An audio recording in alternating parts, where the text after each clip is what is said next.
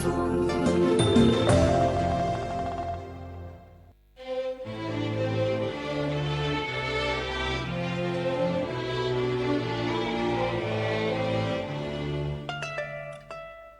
เพลิดเพลินกับเรื่องราวหลากหลายจากปลายปากกาของนักเขียนมากมาย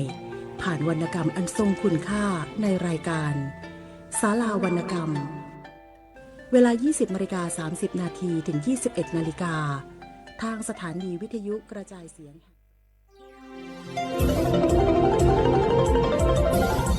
วิทยุแห่งประเทศไทยให้ความรู้คู่ความสุขสถานีวิทยุกระจายเสียงแห่งประเทศไทยจังหวัดเชียงใหม่ AM 1476 กิโลเฮิรตซ์สถานีวิทยุภาคภาษาชาติพันธุ์แห่งเดียวในประเทศไทยที่มีความทันสมัยเชื่อถือได้สร้างอัตลักษณ์กลุ่มชาติพันธุ์สู่สากล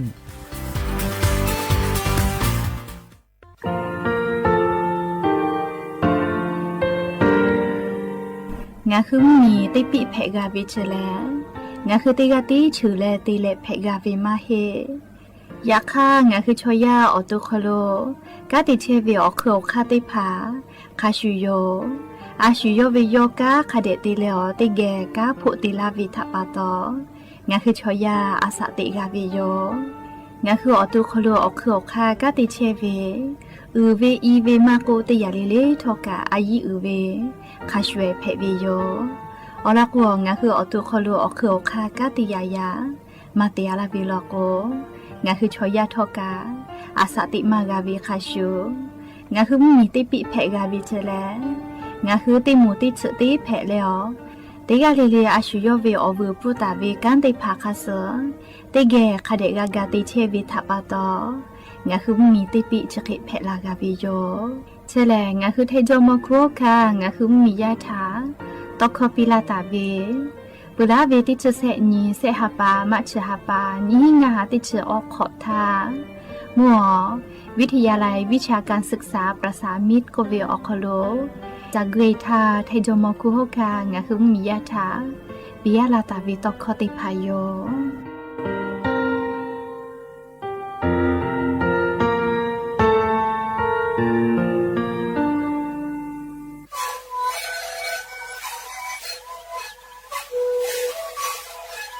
ชริกูนคือยาแก้เชื้อเบออกข้อเชื้อแล้วบุคคลตัวออกที่จังหวัดที่ไหนเอ็มนาบาเต็งที่โอฮาสุจิขอกิโลเฮลิงเลเลงหลอกเอาพ่อเอายาแก้เชื้อนาลีตัวแรกที่ชิ้นนาลีเล่นถูกไปเอายาที่นาลีที่แต่แรกพ่อนาลีชาพยาเต็งเลเลแล้วหุคอก็เชื้อเบและงานแล้วหุคอก็เชื้อสมานมาพาโบเมดิโย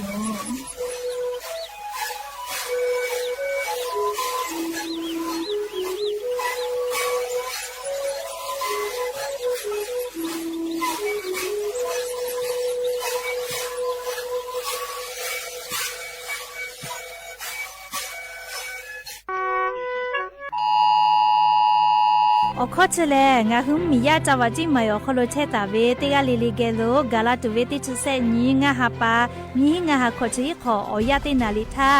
งาคือจาวาจิมายอคโลเชตาเวมียาโทรศัพท์มือถืออคโลข้อความติดผ่าลุลาและโทรศัพท์ติดผ่ากูไกตุโยเจ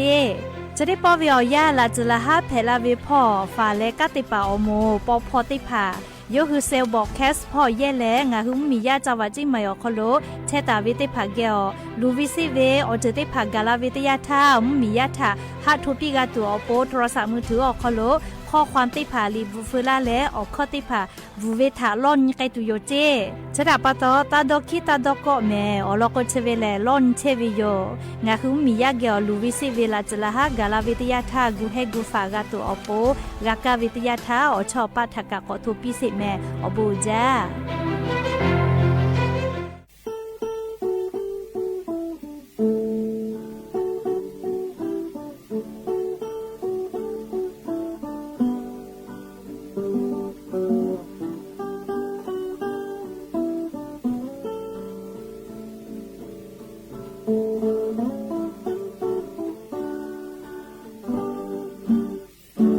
Gave mo kuya ele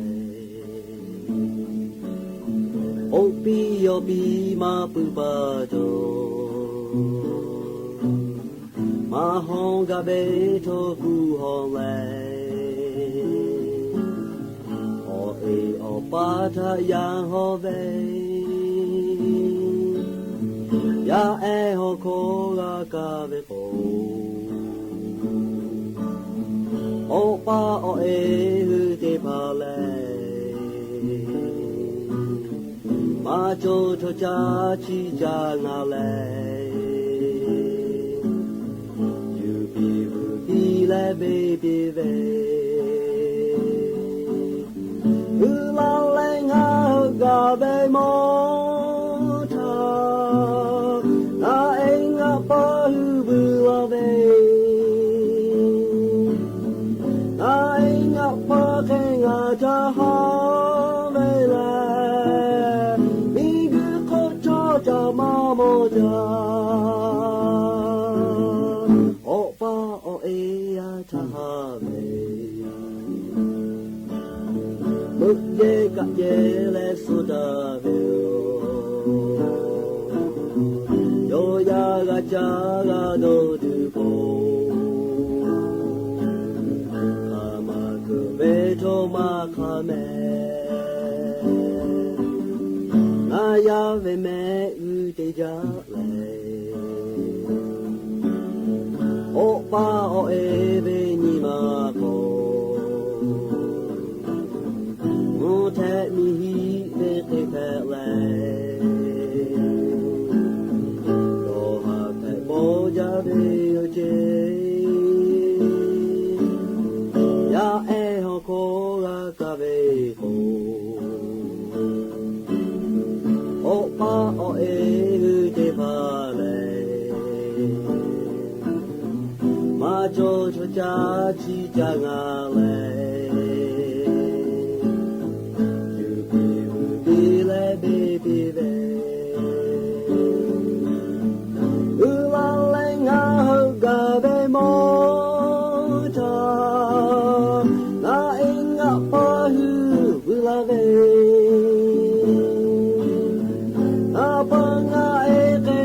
จาฮาเวลานี่คือข้อจามาโมจาโอปาโอเอยาทาเวมุกเยกะเยเลสุดาเว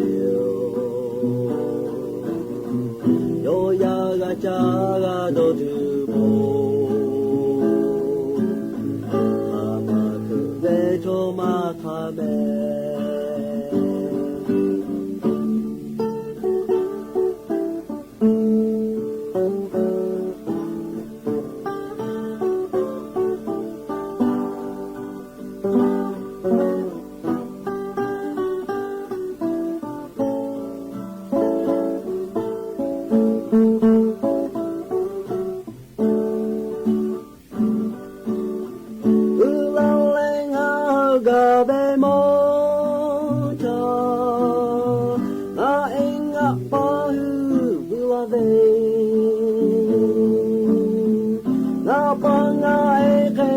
จาฮาเวลามีคือข้อจามาโมจาโอปาโอเอยาทหาเบมุกเยกะเยเลสุดาเบโยยากะจากะโดดุโบโทมาคาเม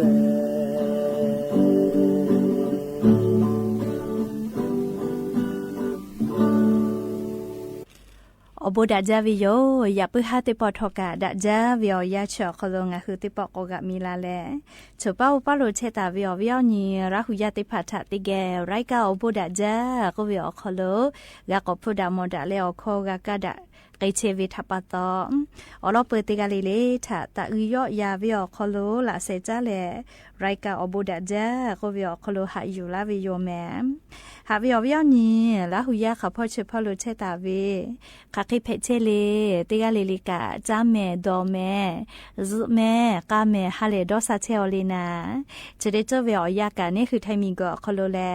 อเจ้ายาปีปาไกเชวิอยาโยแมมือจาวาจาวิอเจ้ายาลุเราแม่ลิมุยิขอยาปอลาโกแกก็ยานิเวอยากางะฮาปามีฮาปาคโลฮาปาสุกอนี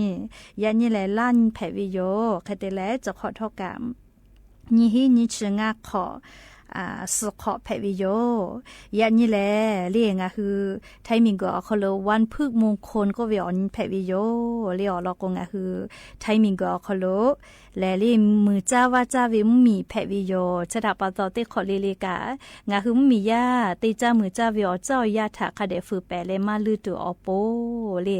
วันพืชมงคลก็เวลีมือจ้าว่าจ้าเวออนนี้แต่ก็แลฟือแปแต่ตาวิโยเรียกก็งาคือไทมิงก็คอโดกะวันพืชมงคลออนนี้คอโลแลมีเจ้ามอคัวค่ะงาคือมียาติจ้ามือจ้าไกตุเวมอยอจิยอติผาปีลาเวเลขาสีเวออกาญูติมีแฮแม่เลขาสีเวเรียกก็มียาติผามีเจ้ามอคัวค่ะปีลาตาเวลิจายอติผาจาลอยเวโยเรียนิเวอยาวคโลวันพืชมงคลก็เวออนแผวิโยจุยาราชกาสนาติผากามาติเมลิกาเจเวเรียนิเวอยาวคโลเตฮะเลเวอยาวคโลมเผอฮีนาลิควายตาเลก็นาริเวอยาชอคโลงะคือลาหูคอไรกาอบุดะจาก็เววิทยุเรดิโอพอ AM ติฮิโอหาสจิคกิโลเฮิรตซ์เตไลพองะคือลาหูคอตอกไอเชวิโยแมเปือแลนิพอติพอลอกกา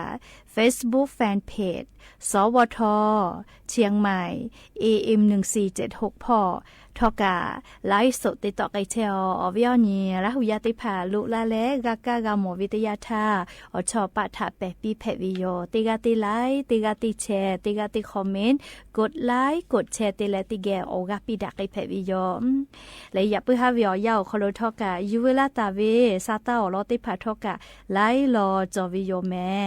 งาคือไทมิงก็คโลจีจอปากรมตุนิยมวิทยาพ่อยคือซาตาปิลาตาเวฮาปัสกอนตาและติชตินิเวอยาวคโลมุกูเวมุหอมุยิลุติดีกอกาลาตูโกและเดจีจอปากรมตุนิยมวิทยาพ่อกางาคือมีญาติผาถาซาตาปิลาไกปุวิโยจะรับปะตองาคือเตกาเลเลกาซาตาพอหะยูเวอคโล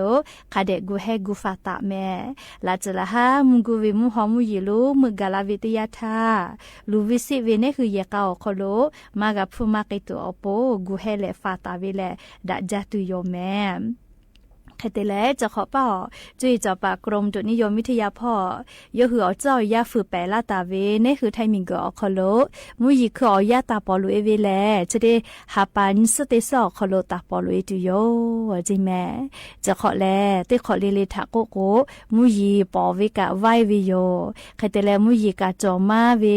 โยเลชะดาปะตองะคือลาจละหะเพตอลาเวภัยธรรมชาติก็เวนะเลจะได้ผ่าทอกะกูแห่และฝาแม่อามาแพลาเวเลก็โกเลมุยีลาจาลาเวลโกอีกะลูยาลาอีกะตือเวอีกะถูเวเลแพลาเวโยและจะเวอโคกะแทมมีอนาติตอพ่อแลมีปะเวมีกุยอเจลาเวจะได้ผ่าแพมาจาเลียนขอเป้ากะขอฮัลโหลฮาจิแม่เลมีปะกุเวชอกะอมอจอก็เวนะเลแค่กว่าจะขอเป้าอันขออาเกกะมุยีขอจอมาเวกว่าลาเวทัปปะตอขอคุหลอคุพองาคือละหุยาแลเลเมาเวขอขวดเชเวเลแค่กงาคือติกาลิลิกะอเจ้ายาคัสกะมีกะตัวโปนะเลซาตาติภักกะคะเดพอหาอยู่แม่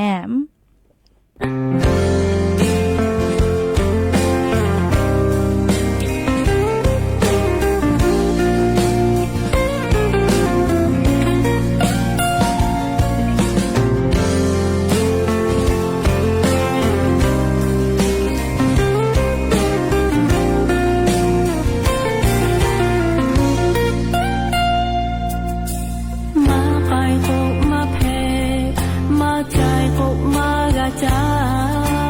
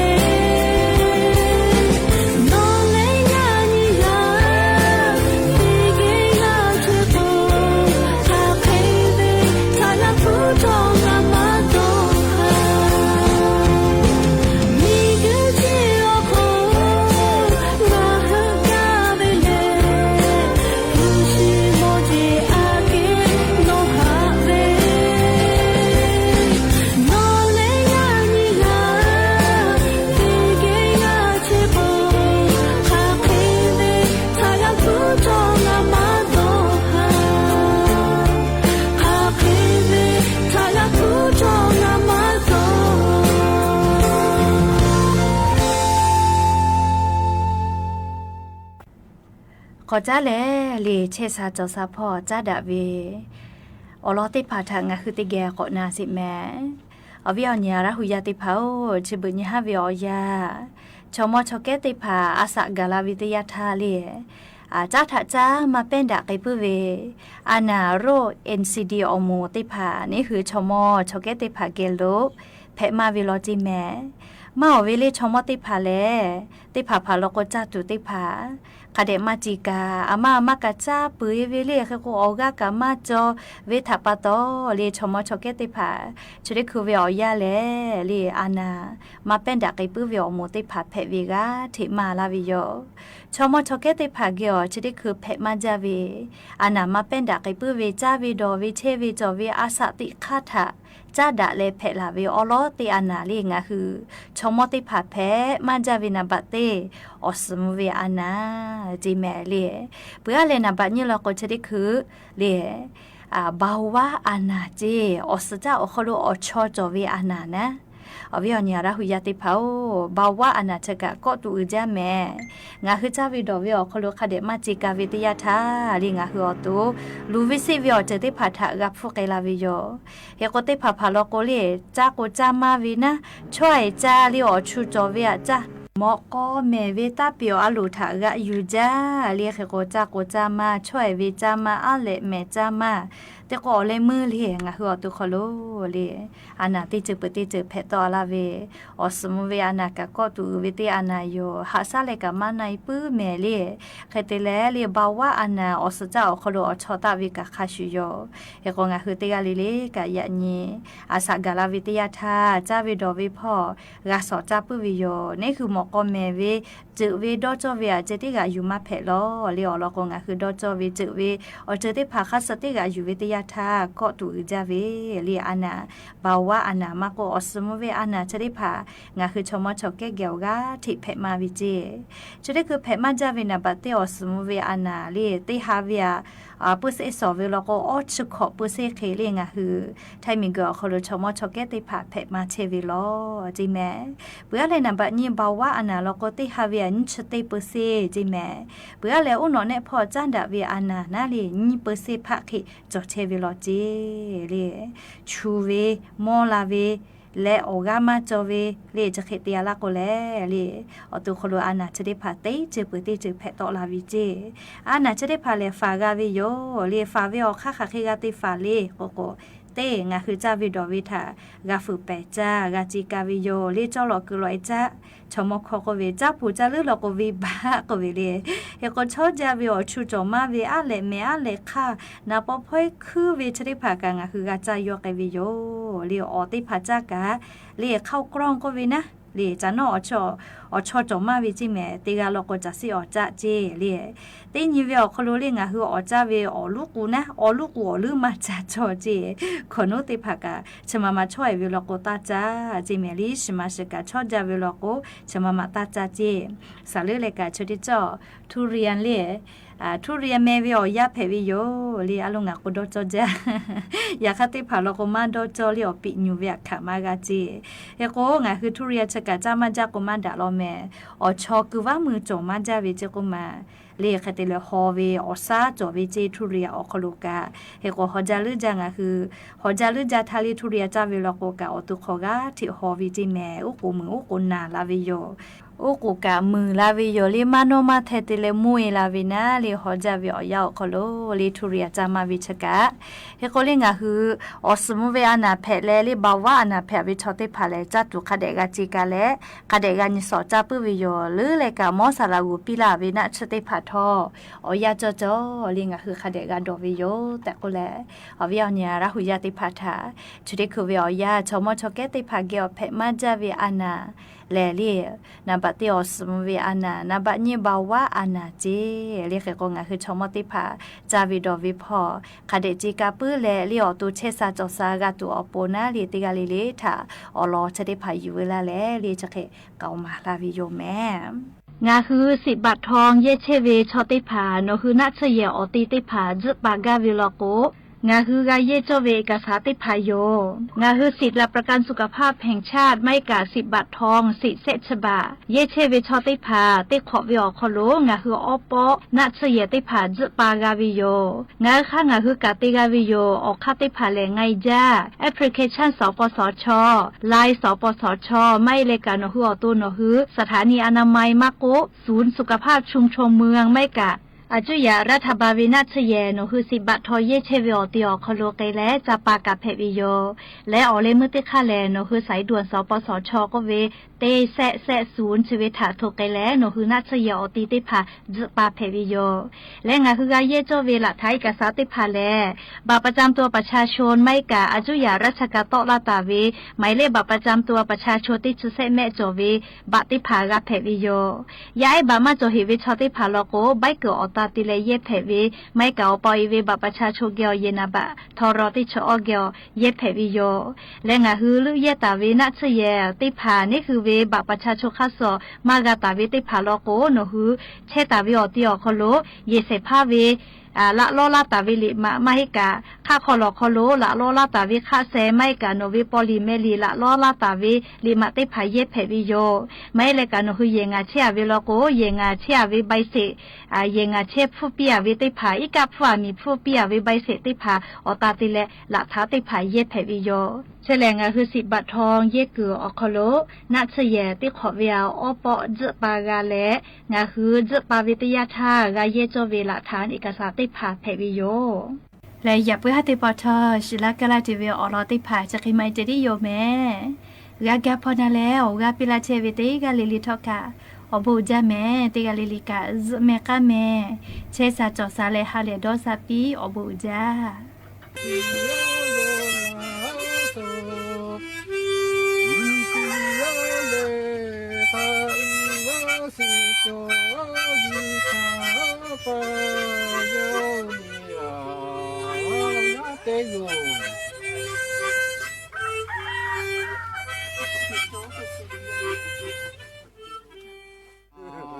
ยาติอาโทเลอาลานิอาดาจิอาเฮโลอาโยมาเนโทเนโคกามาโตโยเนงาโกโสภาติภาตุคาโทโคจิอาโคมาโกเคโยโยอาโกโสเตติเตโกคาโทโคจิอาโคมาโกเคโยงาโกโสเตมิลาทุคาโกโทมิหือนาโดโกโสภาโจลาติเกโหโทโหซึนิงาลาหุยาเตโกทุมือ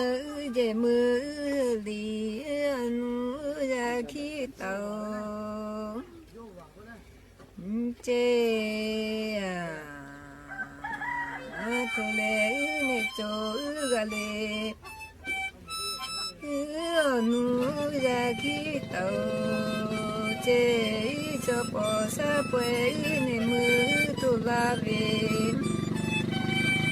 เย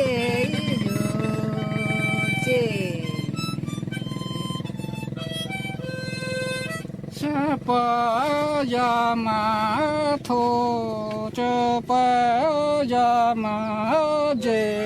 งานดายานนาปูภาษาเต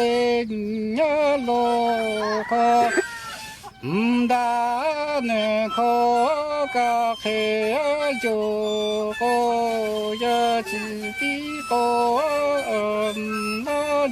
ญาดอจิเฮโกยะสุ可知哎个白拉斯古啊杰黑呀古啊内啊个内古啊呀嘛个嘎杰呀是呀多好用啊呀得贵。这一岁那个为嘛嘿哦，这呀，这个啥鬼？这奴家，一就背啥背，一就拉为这爹，一就娘这。沙巴呀马是啊，多巴呀马是啊，呀地呀土了啊，那次啊卡夫啊多。哈贝拉多贝克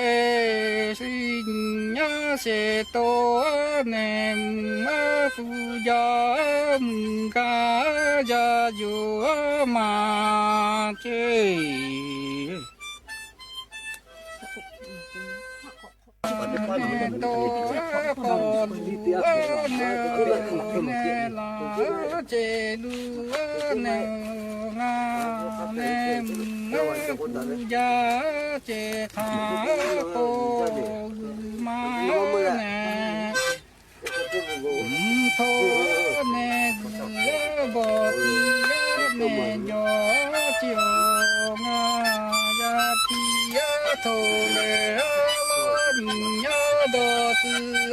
回去呀哟呀，老妈的贵，阿头阿姐呀打了风啊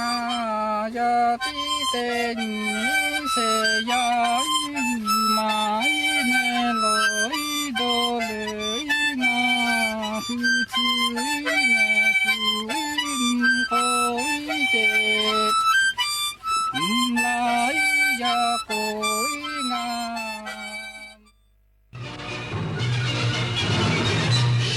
สถานีวิทยุกระจายเสียงแห่งประเทศไทยและเครือข่ายทั่วประเทศเสนอข่าวต้นชั่วโมงรู้เร็วรู้จริงเกาะติดทุกสถานการณ์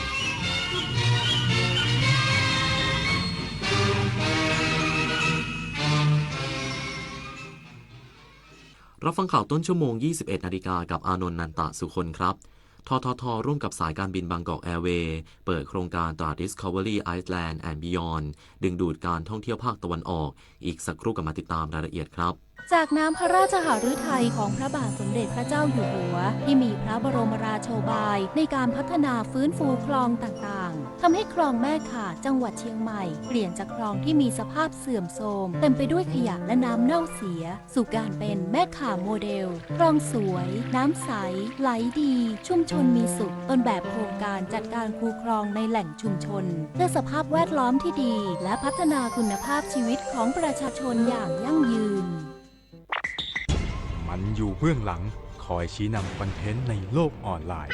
น่ากลัวมากมันคืออัลกอริทึมที่คอยคัดเลือกเนื้อหาที่เราชอบให้มาปรากฏซ้ำๆน่ากลัวก็เพราะว่าหากไม่รู้เท่าทันเราจะรับข้อมูลด้านเดียวและมีอคติรู้ทันอัลกอริทึมอย่าให้อารมณ์ร่วมที่มีในเนื้อหามาบดบังสติปัญญา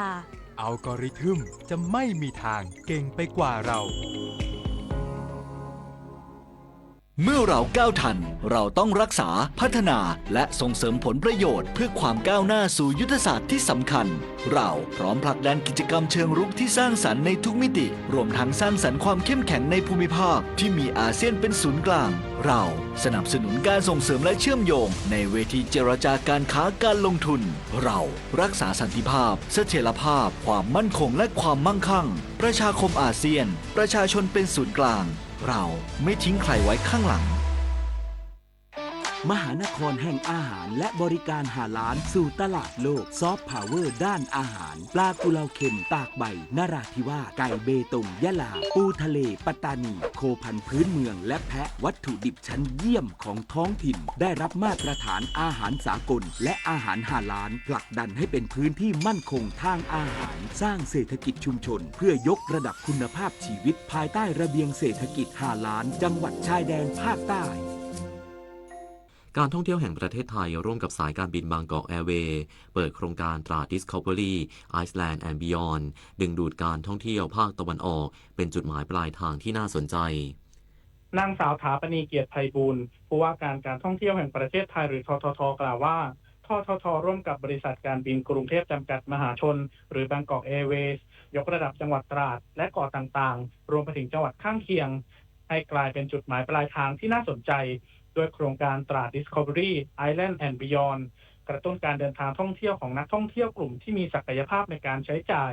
เพิ่มความถี่ในการเดินทางท่องเที่ยวด้วยซอฟต์พาวเวอร์ด้านอาหารของภาคตะวันออกกิจกรรมท่องเที่ยวเชิงกีฬาและแหล่งท่องเที่ยวโดยมนุษย์แมนเมดที่มีความโดดเด่นและมีศักยภาพสูง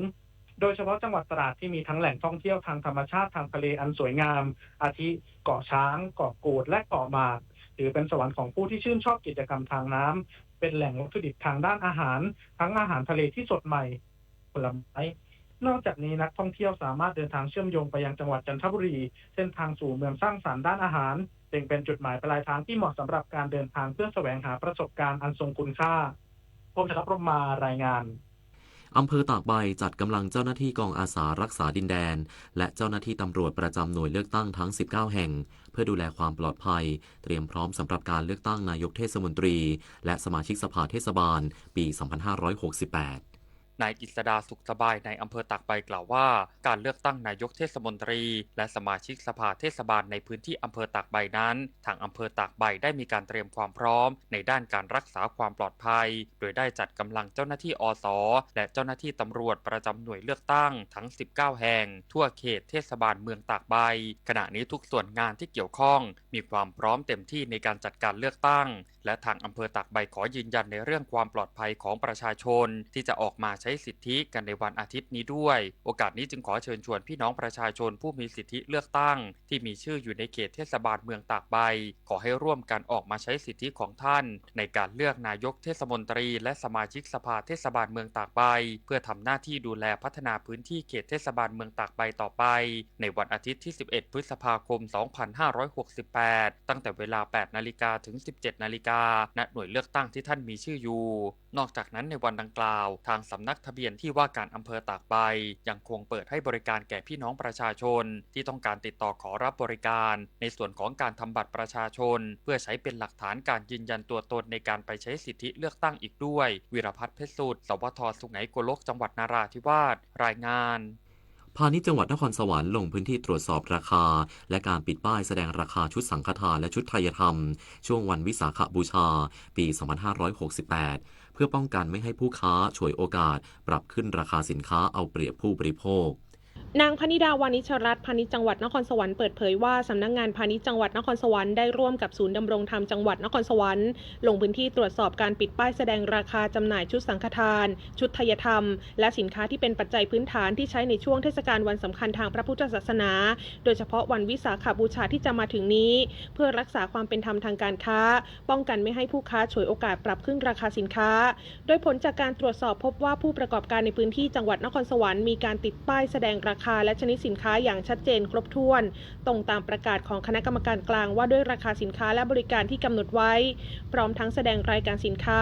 ขนาดน้ำหนักต่อหน่วยปริมาณการบรรจุและราคาสินค้าแต่ละรายการที่บรรจุในชุดสังฆทานหรือชุดไทยธรรมรวมทั้งค่าภาชนะบรรจุครบถ้วนชัดเจนพร้อมแนะนำให้ประชาชนที่จะซื้อชุดสังฆทานหรือชุดไทยธรรมรวมถึงสินค้าที่เป็นปัจจัยพื้นฐานที่ใช้ในวันวิสาขบูชาควรเลือกสินค้ากับผู้ประกอบการที่ติดป้ายแสดงราคาอย่างชัดเจนและพิจารณาวันหมดอายุของสินค้าด้วยทั้งนี้หากประชาชนผู้บริโภคไม่ได้รับความเป็นธรรมทางด้านการค้าหรือได้รับความเดือดร้อนจากการฉวยโอกาสขึ้นราคาสินค้าและบริการสามารถร้องเรียนได้ที่สายด่วน1569เพชรไทยเกิดโชติสวท.นครสวรรค์รายงานจบข่าวอานนท์นันตะสุคนอ่านรับฟังข่าวครั้งต่อไปเวลา 22 นาฬิกา ามข่าวที่นำเสนอไปแล้วได้ที่ www.thainews.prd.go.th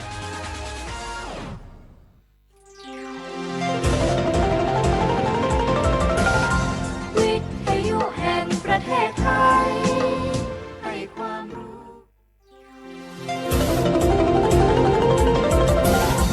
วิทยุแห่งประเทศไทยให้ความรู้คู่ความสุข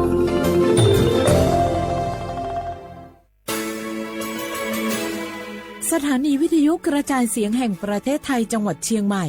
AM 1476 กิโลเฮิรตซ์สถานีวิทยุภาคภาษาชาติพันธุ์แห่งเดียวในประเทศไทยที่มีความทันสมัยเชื่อถือได้สร้างอัตลักษณ์กลุ่มชาติพันธุ์สู่สากล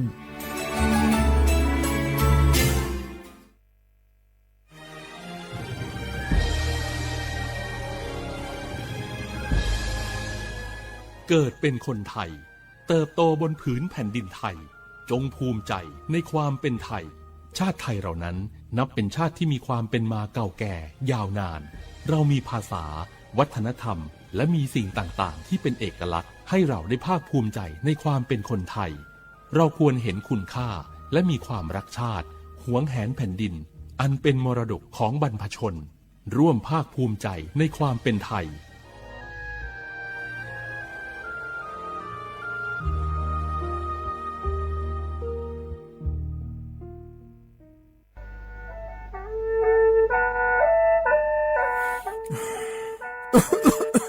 ลูฮอเซ่ฮัลโหล PM 2.5 กัมพาวลาสเมีย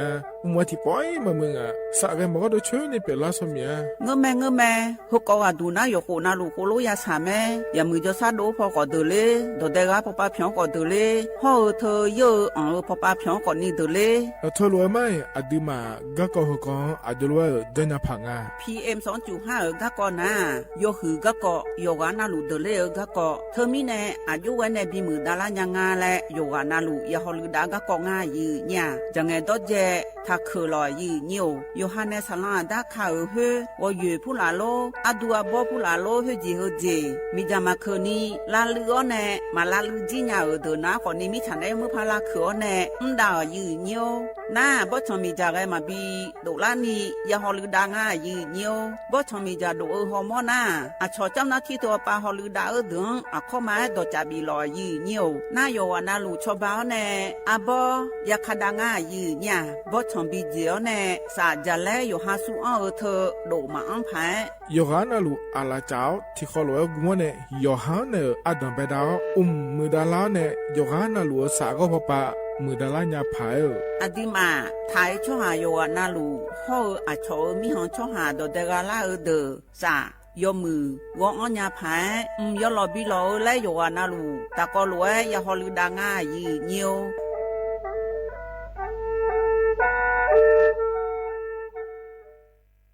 นี่รู้กันไหมสิทธิบัตรทองหรือบัตร30 บาทเป็นสิทธิหลักประกันสุขภาพตามกฎหมายที่ช่วยคุ้มครองคนไทยทุกคนให้เข้าถึงบริการสุขภาพที่จำเป็นโดยไม่ต้องเสียค่าใช้จ่ายเลยนะครอบคลุมทั้งการรักษาพยาบาลการป้องกันโรคการฟื้นฟูสมรรถภาพทางการแพทย์เรียกว่าช่วยให้คนไทยอุ่นใจกันเลยทีเดียวสอบถามเพิ่มเติมสายด่วนสปสช1330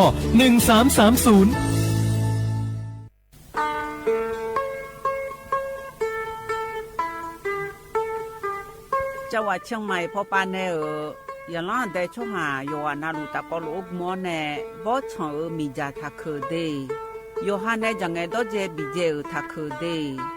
สลาดาเมื่อพอปานเนมีจาทักเคเด PM 2.5 เธอโยฮาสาวองแงมามึงงาเจสาหาเล่นนมเธอยืนโยจังหวัดเชียงใหม่พอปานเนมีจาทักเคและที่เธอนาก่อนนี้วัดทิติบาลาสีอดัมเบลสีอันแนวัดที่เชงาบาลาสีงาเสียงอากุญีพังอายาตาโกเชเยหงเกยทาเคและที่ทางายืเนี่ยโยฮามีจามาเคยมาเรียงอาโถและดูนาขอนีเธอก็ระบบไฟดีและพูกาดอจาบีเลเจไงมาหน้าหานี้เคนาของไงปีอันแนผิวพอปาไงญีพังอายาตีเจจังหวัดเชียงใหม่พอปานาสลาดาคาพอปา อยู่หามลือซาลือจีนะขอนี่มีจามาบีเขอและพอลือดาลุมาเจเฮอนาอยู่หูพอปาแกมีจาแกมาบีเขอพายอยู่หาจอดูจอย่างแกมือดาลาญาพายเฮอนานี่ชอบแผ่โอมยองเกินนี่บีมือดาลาญาพายพอลือดาลุมาเจยืเนี่ยมีจาเขอช่อหาฮอร์โมนาดอจาบิเลญาแม่เจยืเนียวนากาสมบูนาขอนี่จำยองงาซุมตีညီရဲ့ရမြော်ရဲ့လဲထကားငယ်လေးညာမဲကြီးဟောတီဝတီထကားငယ်လေးညာမဲကြီးဦးကြည်နောင်မအဲ့နီအယူညို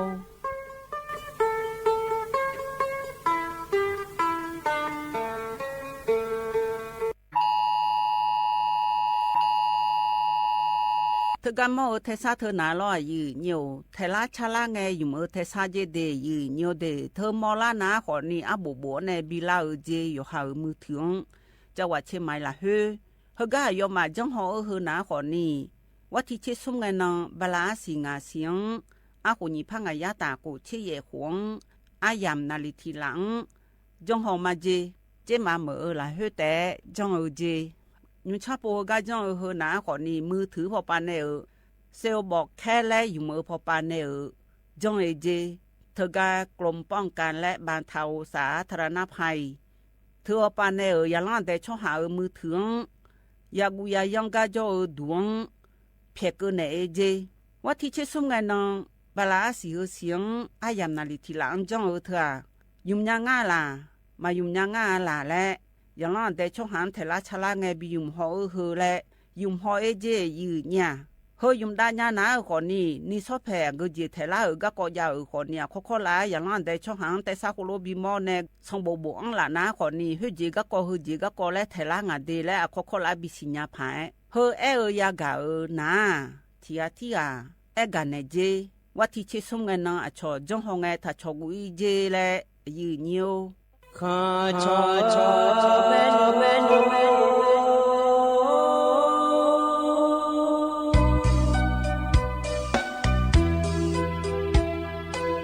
你照顾灵啊，到我同意啊，卡不？让你怎么灵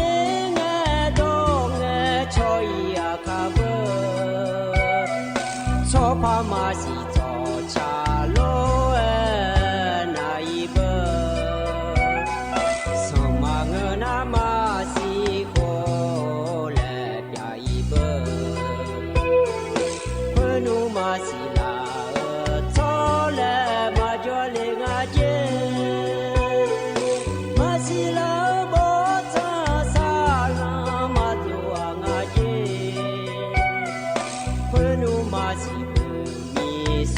错。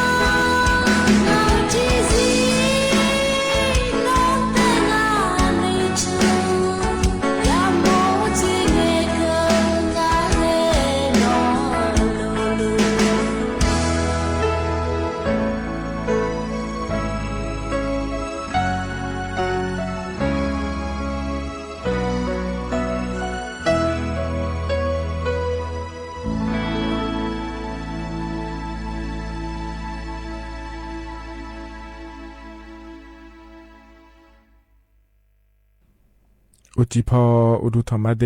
อเยนิโยอานาลุเนลอเยเนียวอันนิมจิเอลอยมีนาลุทอนจัวลออเยนิเนพยาทอนจัวมีอาเยเนียวอุจิพอปาเฮกาเมียวมัวดูเนลออเยนิโยอานาลุเนยาทอนจัวเฮนา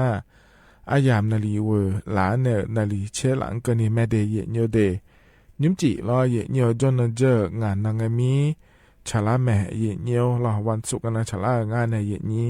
เธอมีแนยิ้มจีนะงานแหนอายุเชื่อเหมือนแหนที่ขอโลจอดามาเยเนียวอินเนะรอราชการปาเยเนียวนานเนอันงาเดเยเนียวเดอาจจะมีแนนานเนก็ดูงาเลยและก็นะขอในอินาวันพืชมงคลและขั้วอันชาลางาเยเนียอลอเธอเนี่ยก็ก่อนนะจะลังอุศปาหุยจักาเนี่ยมาชิแม่เยเนียขอเนี่ยยิ้มจีน่าหาเยนี้ขอเนี่ยกาเกพายอาคารโรงงานยิ่งนุ่มแล้วจะกายอากาศอะไรอย่างเดียอินอาจิมิเนยคืออันบิกเนี่ยวันน่ะบินากระดุงอะไรแล้วเราเงียวเนี่ยฉันแทนน่าหายาแต่เนี่ย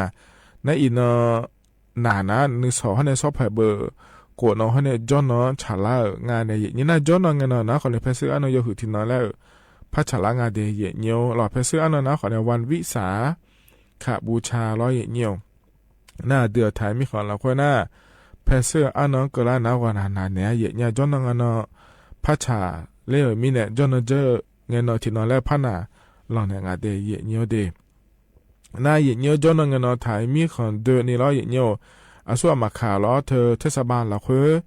จอนะเยอะนายกเทศมนตรีเขาในสมาชิกสภาชอเชื่ออันนั้นแล้วพัชชาละไม่เดียเยอะเดียงาชมยลองชมยเฮกาเจมาเมืองอำเภอเมืองละคือมีมัวดัวดอนทำมาทะเบียนบ้านอยู่เฮกาจะรวยเยอะเนี่ยเธอมีเนี่ยรอจอนงงมดโดขอนี่เฮกาโอเลียเนี่ยชอเชเลแม่รออินนะอีข้างอดาเล่เยอะเนี่ยรอเธองามาพวงล้อนาจอนงโอคาเลียเนี่ยรอเยอะเนี่ยเธอก็ชอเชเลมาที่ไม่ได้เยอะนี้อาโคขอลาเนี่ยชอเชญาลาเดเทศบาลละคือจอเดยอฮานาลุยอฮายุ่มในตัวรอเยอะเนี่ยบัตรประชาชนที่เล่มนักการเนี่ยประชาชนมาจากนักคนในพาสปอร์ตหุ่มมาโลละบัตรประชาชนที่สมมติเธอหุ่มล้อเลยอย่างนี้ยูเนี่ยเจ้าหน้าที่บินเนี่ยเลยเดียเนี่ยเดียเจ้าหน้าที่ประชาชนเนี่ยแม่อาเดียชมเนี่ยอาเกตีงานแล้วไอ้คนในที่น่ะเธออีกครั้งก็เนี่ยสกาบินอะไรจะไม่เราเฮืองเฮก็เย่เนี่ยจะใช้อีเดลบุญถ่ายเฮือยาน่ะอาเกตีแล้วก็บุญถ่ายเนี่ยจะแม่เย่เนี่ยล้ออาเดียชมเนี่ยอาเกตีจากงานเดลล้อเย่เนี่ยเฮก็มันเนี่ยฐานนะเจ้าหน้าที่แบบเอ็นเนี่ยแม่อาจจะมาโยกข้อไม้ปนเนี่ยไอ้คนนี้มันเนี่ยฐานนะคนนี้จะมังง่ะไอ้เราเธอก็บัตรประชาชนอุศกันเนี่ยไอ้รัวเรายูเนี่ยเราเจ้าหน้าที่บินเนี่ยแล้วเนี่ยยอมมาชดเชยเขาเนี่ยแม่อุศนาลีเย่หลานเนี่ยเย่เนี่ยย้อยเนี่ยนาลีงาหลังเกินนี่น้องกานี่อีเนี่ยชดเชยเนี่ยแม่เดย์เย่เนี่ยเดย์ถึงมีเนี่ยมันเงี้ยนี่ชดเชยอีหล่อเย่เนี่ยเหือนึกสอสอแผ่เกินล่างาเล่เล่เย่เนี่ยจะแม่จานเนี่ยเล่เดย์เย่เนี่ยเดย์งามาดูอีน่ะบาปูอดาลิเนี่ยจ่อเนี่ยเราให้จ่อน้องน่ะอุศยนาทุเนี่ยโอคาเลเนี่ยชดเชยเลยมาเดย์เย่เนี่ยเดย์ยิ่งจีที่เขาหลวยจ่อดามาเย่เนี่ยให้เมียนอนหลับคุยน่ะลองกันนะอันนั้นชาลาหลวยอายาจังฐานในบิดามาเดย์ไอ้ขอนี่เย่เนี่ยจะจ่อน่ะหลุดชันเทนเนี่ยน่าหาลาหลวยน่าหาเนี่ยแม่เย่เนี่ยเฮกันเนี่ยนะอันนั้นจะแม่จะกะแต่เนี่ยมาเดย์เย่เนี่ยเดย์ยิ่งจีเฮกาเย่เนี่ยถอนจ่อหรออเดียอาคาอันนั้นนะอีนนะขอเนี่ยขลาที่นะฉลางาเดเยเนียวบาลาเฮซีงาซีอาโคเซที่โคงาเยเนี่ยไทยอันนั้นนะอีนาวันศุกร์อันเวบาลาซีพฤษภาคมอาโคนิพังอายาโกเชเยงาเดเยเนียวเดเฮนะโคตัวละตัวลอยเยนี่นะทนเยอะนิ่มเจียวอายามละเคยเยเนียวงั้นเนี่ยก็กอแลมทาเฮมายาจะกะดันในมีนะลอยเยเนียวแต่ชาติยุ่มแล้วพนักหาดามาเยเนียวยุ่มก่อนเนี่ยชอมาบอมิเน่เรื่องอดีตที่เขาล้วนนะฮะเบียรามา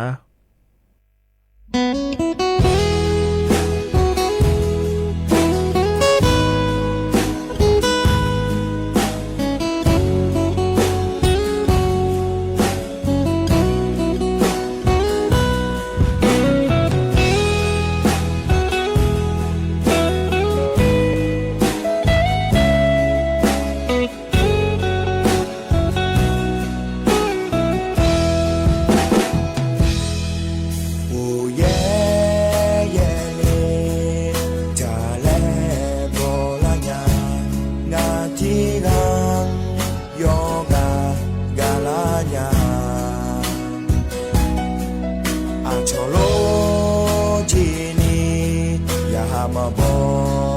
มีแน่งานเนื้อมาเนื้อ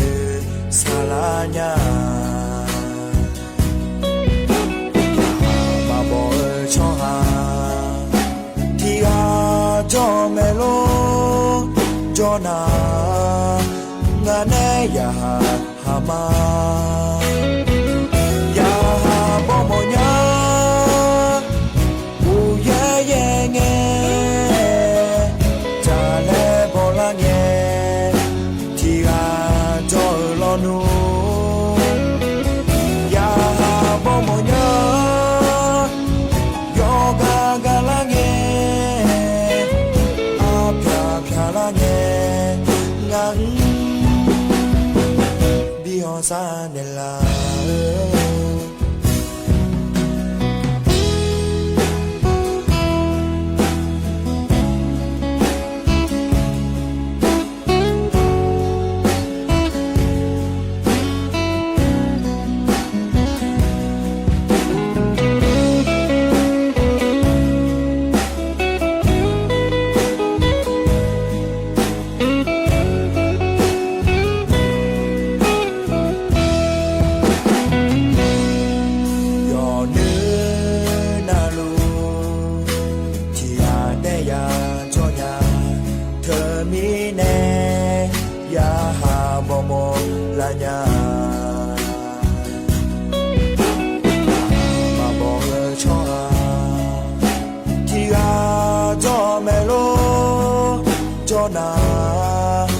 nga ne ya ha ma ya ha bo mo nya u ye ye nge ta le bo la nge ti ga jo lo nu ya ha bo mo nya yo ga ga la nge a pya la nge ngang sa ne la ya ha bo mo nya u ye ye nge ta le bo la nge ti ga jo lo nu ya ha bo mo nya yo ga ga la nge a pya la nge ngang sa ne la jo sa ma do la ne ya ga yo bi ja ne la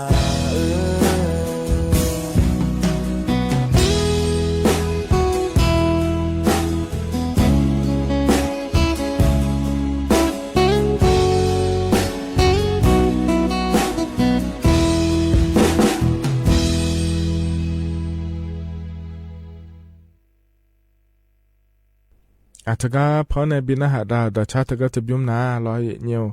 อันนี้ไหมนาเรศและคู่เนชาดช่างะลอนาหาเบียวดูโยหานาลูกล้อเฮก็จะนอปะเล่าเนี่ยนาหาเล่าโยหานาลูเวดูธรรมะเดมาข้อปะในนาหาแม่เฟซบุ๊กปะเนนาหาแม่ลอยเนียวอินาโยหืออันนั้นชาลามิเนราชการปะก็นาเนอันนั้นงาเดเนียวอินาก็อันนั้นงาเลยและนาขอเนี่ยอินานาวันพืชมงคลลอยเนียววันพืชมงคลและก็อันนั้นนาขอเนี่ยยิ่งเยอะอดียามจากขอดเดินเนื้อเกออันนั้นเดแล้วงาแถเนี่ยว่าพืชมงคลเฮนาขอเนี่ยเธอเนี่ยยกคนรู้จันดาลาแม่ยิ่งเยอะรอมานี่นะวันพืชมงคลเธอนาขอเนี่ยสักว่าปานีจันดาอย่างง่ายเนี่ยเราเธอในอันนั้นเบจนะขอเนี่ยพิธีพืชมงคลและคงอาเดยิ่งเยอะเดพิธีพืชมงคลเฮนาขอนี่เธอเชื่อถืออยู่หุ่มมาโลเอาเจ้ามาหอนยอมารออาดูนึกพังอยู่เจนาหลวงยศขวปาจอนดาเนี่ยบีคามือโลแล้วเรานักก็มาบีเปียก็ดูโลแล้วจอนดางานเนี่ยอย่างนี้นะย้ายจีหัวก็ดูนะขอในพิธีแรกนาขวัญและคงหายอย่างเดียวเฮนาขอนี่อดัมเบดาเธอเนี่ยล้อเดียบมัวล้อเดมาเชออดัมเบดาแล้วงานเทียเนี่ยนัทกา เย็นเงียวโคนาลูทีวีปายามอนาเดือไทยมีของสังพาเนี่ยตรายังสักโอมันจอนไหนเลยแม่เดเย็นเงียวเดสัมภาเนี่ยจะไม่ตอนไปได้เนี่ยรอเธออยู่หานาลูคาดาเกก็ดูเดแล้วงาเทเย็นเนี่ยเราเธอย่องไปย่องดาเนี่ยรอเย็นเงียวเธอมีเนี่ยเราเฮงเงินก็ดูนาขอเนี่ยเธอเนี่ยยังสักโอเฮนี่เย็นจะได้ยังไงเราพิธีพืชมงคลข้อเนี่ยพิธีแรกนาขวัญและขั้วเธองาเดเย็นเงียวเดเฮก็หัวก็ดูนาขอเนี่ยหูบานงาเทเย็นเงียวหูรอบสมัยกรุงศรีอยุธยาตอนปลายและคู่งาเถยเนี่ยเฮงเนี่ยดาดาเหล่าเนี่ยอีน้องก็ขอเนี่ยจ้าหลวงเฮงเนี่ยก็แล้วน่าอยู่โคนาหลุล้อเยี่ยวสัมภาล้อเดือไทยมีของสภาเดือพระบาทสมเด็จพระเจ้าอยู่หัวเนี่ยล้อไอ้เยี่ยนี้อย่างนั้นได้อยู่หานาหลวงเช็คเขาอยู่จะนาหลวงพระป่าล้อเยี่ยวกราบเยอะก็ดูเดแล้วเราจะสักว่าป้าจอนดานเนี่ยงาเดเยี่ยวเดแล้วยุ่งแล้วจะกะเอกะดาเนี่ยบิสิบิกาเลเดเยี่ยวเดเฮกันเนี่ยนะเราเยี่ยวก่อนนะอันชาลาเราให้ยูบิบอลแล้วเยี่ยนะหาบยอดาพายเราเดแล้วพระบินะหาดามาเยี่ยอยู่จอนะลูมายาพอเนี่ยเยี่ยวอาจิยามามิเนี่ยเราเธอหัวหนังเนี่ยพอเนี่ยบินะหาดามาเดอาซาซอกะกอและงาเยี่ยที่เขาเราบอลเนี่ยจะอันถากันนะหาบยอดามาเยี่ยวà ce son gấp qua đi hư ở khu ngàn nè ha gà gà cứ như mà chả nhá nè mà gà thì mà chả nhá bữa rồi tới cho nè chỉ dám chả nhá rồi bảo ý mà gì mà sinh gì gì cái cứ nói dê bùa na halo phá dê bùa halo sum bộ dê lúa halo如是啊，这样啊，我们跑一个比补呢，跑一会好路，呀，这人讲啊，如是不就当屁股啊，你呢？不就当屁股啦那，有你少样个伊，不让啊，讲他样个伊，不理解，那就苦啊，伊挺有害。mà như con như bự chứ bự này số ấy đi số họ chứ hương à giá nó gì giá nó giá mà giá gì cái giá mà số họ rồi anh này họ chỉ cái gì nhưng nó phải ngoài nó có bóng thà xong nó do họ gì vậy nó nó nói nào nhưng mà ý bữa mình sẽ ta khó bảo mà chỉ đây hỏi em mình chỉ có bảo rồi cái thằng sáu là bảo chịu chiếu chịu chúa nhưng mà ý của này là như phải đồ nó đâu cả thẻ bảo bọn này mà bọn này là như phải đã uống cái gì thì mà khát đó luôn cái gì đó mình mẹ nó chả rồi nó nó mà cái này dạng này giờ sum cho cái gì bị giảm lúc họ bong như con như ngõ đồ cái gì bị phiêu chứ con cái gì không á nó không phải nó đã uống cái số này tao cái chỗ khá này nó cái chỗ đuôi số gì số này bắt tao nó số miệng bự cái gì nó chọt cái ăn nè bây giờ chứ chọt cái số miệng bự nó ya thì phải cho mà gì mẹ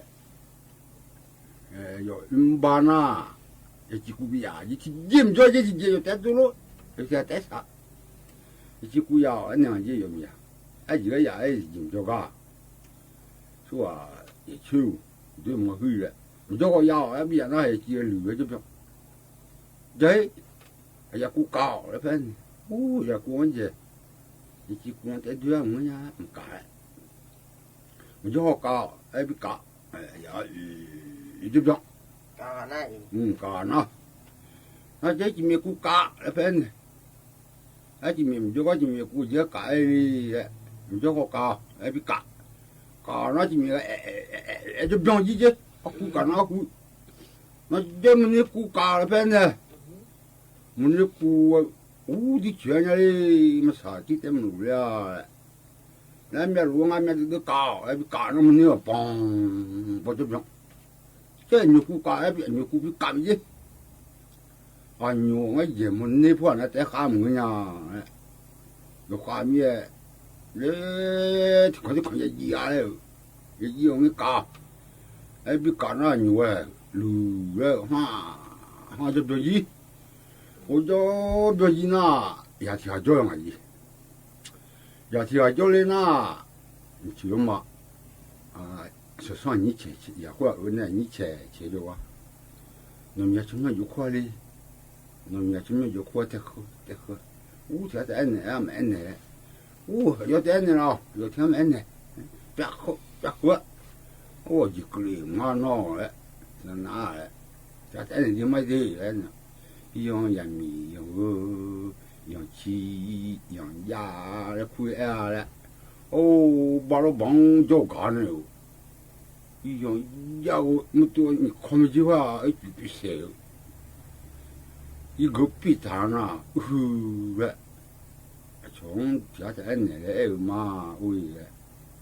你就没红牌做咩嘞？也只挺冇啲少嘞。你呀，你叫你就买你鸡，我那孩子点着这一个，也就没地小，家的那生过来了，来呢，有生过来那，路来就这边，就这边那人嘛都嘛有多好怕，嘛你要哭哪里呢？不喜欢伊，是老吃个那是么个？说上来我当主人家好，我怎么叫稍微不没劲了，一路那要有呢，我有那有那也这个，姨妈来有，就对着那就说到我用啊的，你还有会，我那。在哪里来买呀？我的看，可不的经理呀，可帮会就还查来个，哪里的来？如果有呀，如果有那我拉那这个嘛就没看，我对了没的，我对了呢，你啥不没结婚，没业夫，了，不帮我。没有也没到钱嘛的，也没呀，可不会就还查那个拿来买手里面的，手里那用把的啊，要嘛就把这个哩，那样也是生，那有哩，我就那我哩，你睇，就那么呀，那有哩啊，你有啥钱？处理安尼的安，伊那里个让你说就拿我，这朋友有力量啊，我看我爸这都一样个，你不几M车我毛了，你有啥车厉害哩我没呀，要不啊，他们家没做呀，看侬做比过个应该。老妈，这是应该他不可以的。我们那还有可能他们写的是什么？普通啊，路人的嘛，你跟我说，说批英文啊，英文不就其他样的。好矛盾。好矛盾。一个我跟那路还没不去空啊，这有没有啊？我就过了，来，你这就要买呢？我老妈，这是个，还别不讲人呀，我干嘛一多，不把根本不把种要我来这个不过了，那，几个一的那是我一呀，是什么话个的，不就是跑在中台滩那好嘛，那有没有话？啥没干这个，我这到了今年有的，好啦，用那不多多，拍的伊那哦，他你东外我也喊东是拍呢，我们家有呀，有的那是啥哦，还有咕噜，那么里面呢月亮头，有没有话嘞？咕噜就是比较玩呀，啊，这边你叫没花啊，没花好你，对吗？人家从有你才比较嘞，我你是有人了，你让他们要有花样查呢，哦，有花样查呢，身体你让那身体有呢，能帮那身体稍微舒适。哦，我也没喝，那把嘛嘎西把嘎呀嘞，身上都这个毛了呢，还有个长的我们了解身上，哎呦那有也是写他的，哦，我看看就提个，哎，买那个新牙机会，没有会不收你，要毛衣，哦要毛，那把嘛嘎西把嘎呀嘞呀嘞。身上要过来你呀，哦，那家也领啊，里面你那干嘛？哎呀，一定没讲啊，就那你这个那啊不满的还，那也那个，你们那哦怕比啊哈，哎呀，最不比啊个嘞，我个么呀那个车就的。我嘛别结果，哦，做嘛呀？弄几件的呀？弄出毛一改嘞，明年嘛呢？明年啊，弄几些的，那没知道好道理呢。然后嘛就另外一边，我们那早一点。是啥意？哦，嘛啥不老多，你我去摸酒呢。你个那。漂不嘛的，漂了点么样了嘛？那么个来的，前面的那有漂，是上有花买了，不在嘛的，不在了，伊那我让啊，都考过了，不懂啊，这是啥？啊，就出个塔，不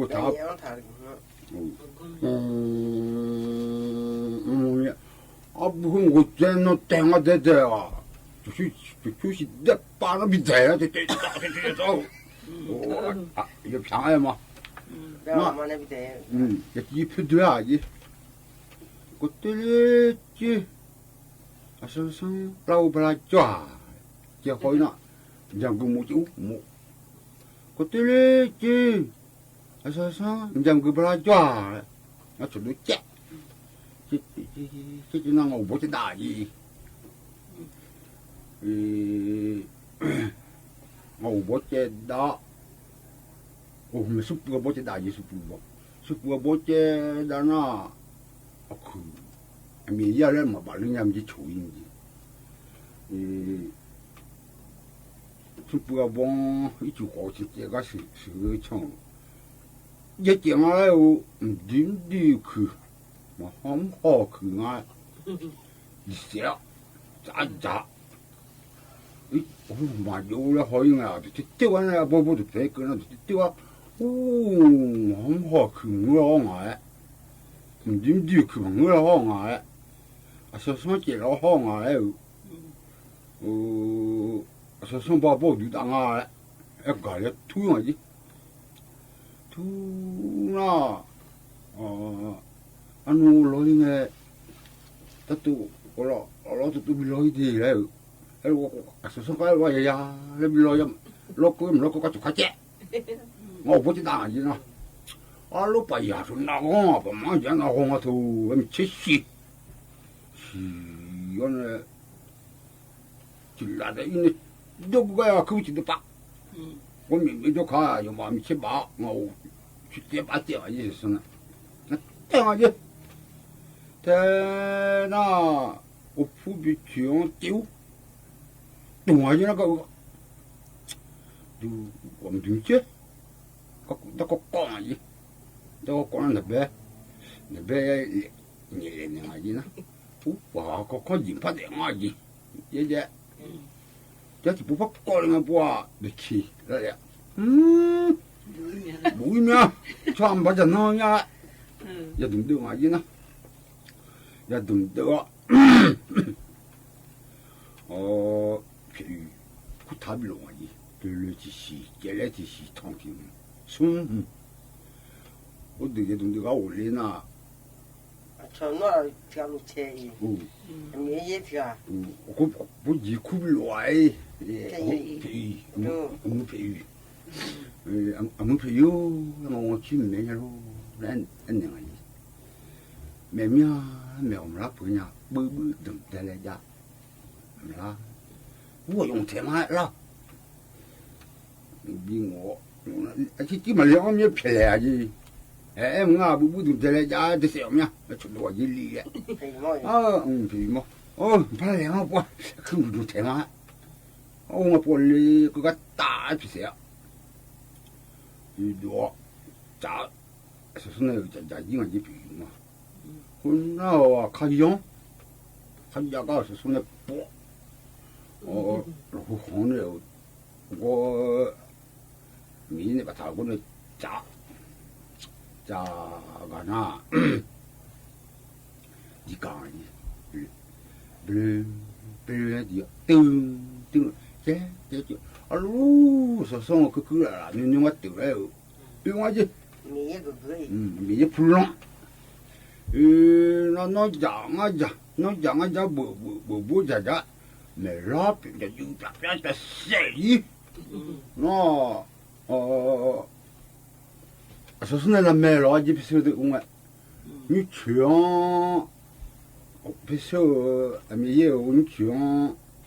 皮夹货是加一个我那皮夹里头我那是那买的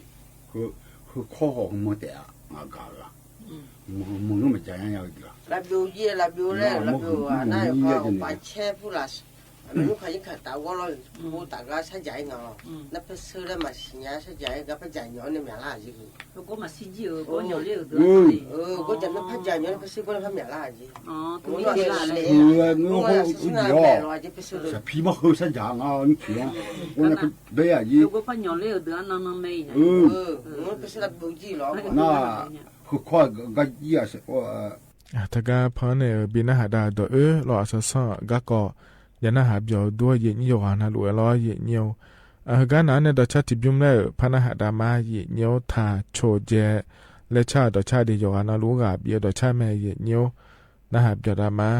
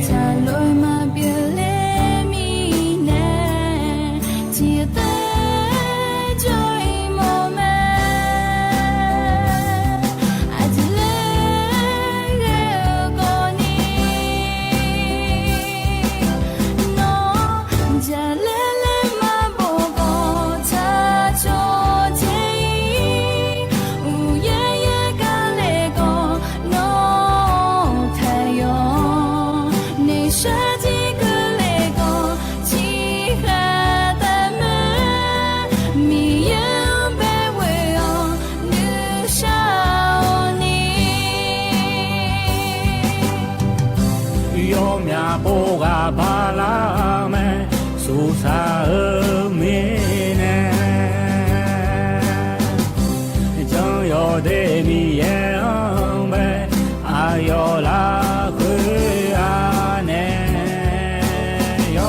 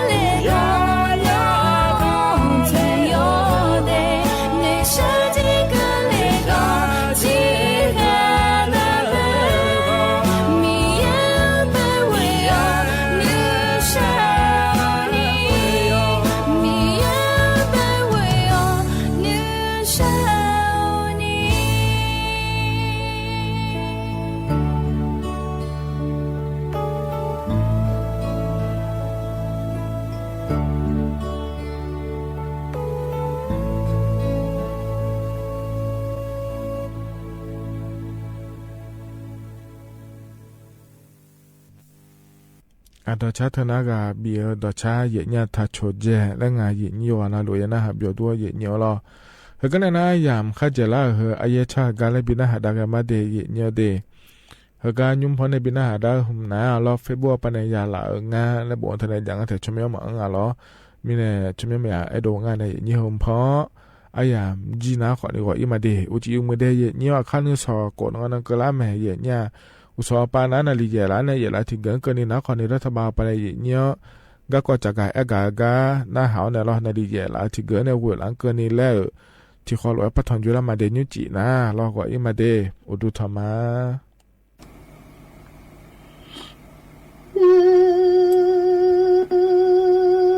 不能讲说，只能让那个小朋友说听，让人暖，让你说叫暖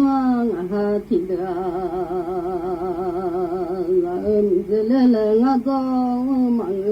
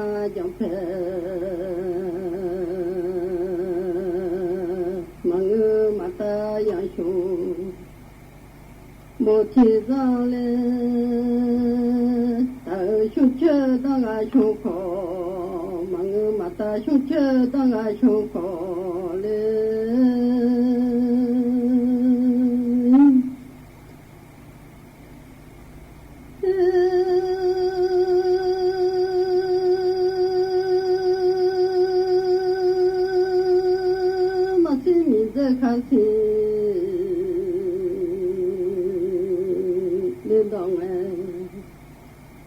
ga lenga Muhammad sila na le takala manyang baga ta kala le ma du kana betau ki kalo nyu ja takala le le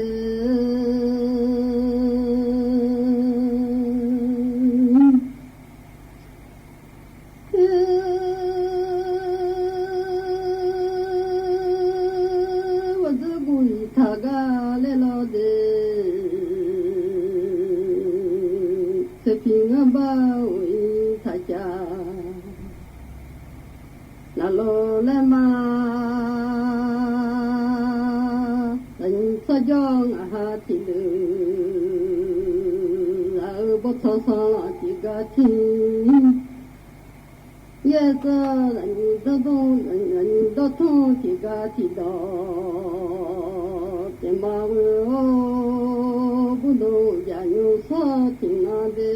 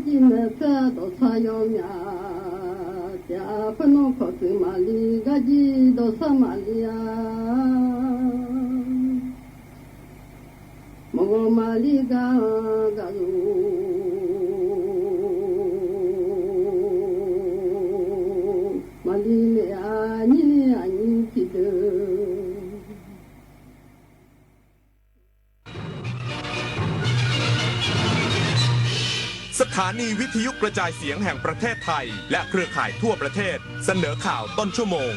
รู้เร็วรู้จริงเกาะติดทุกสถานการณ์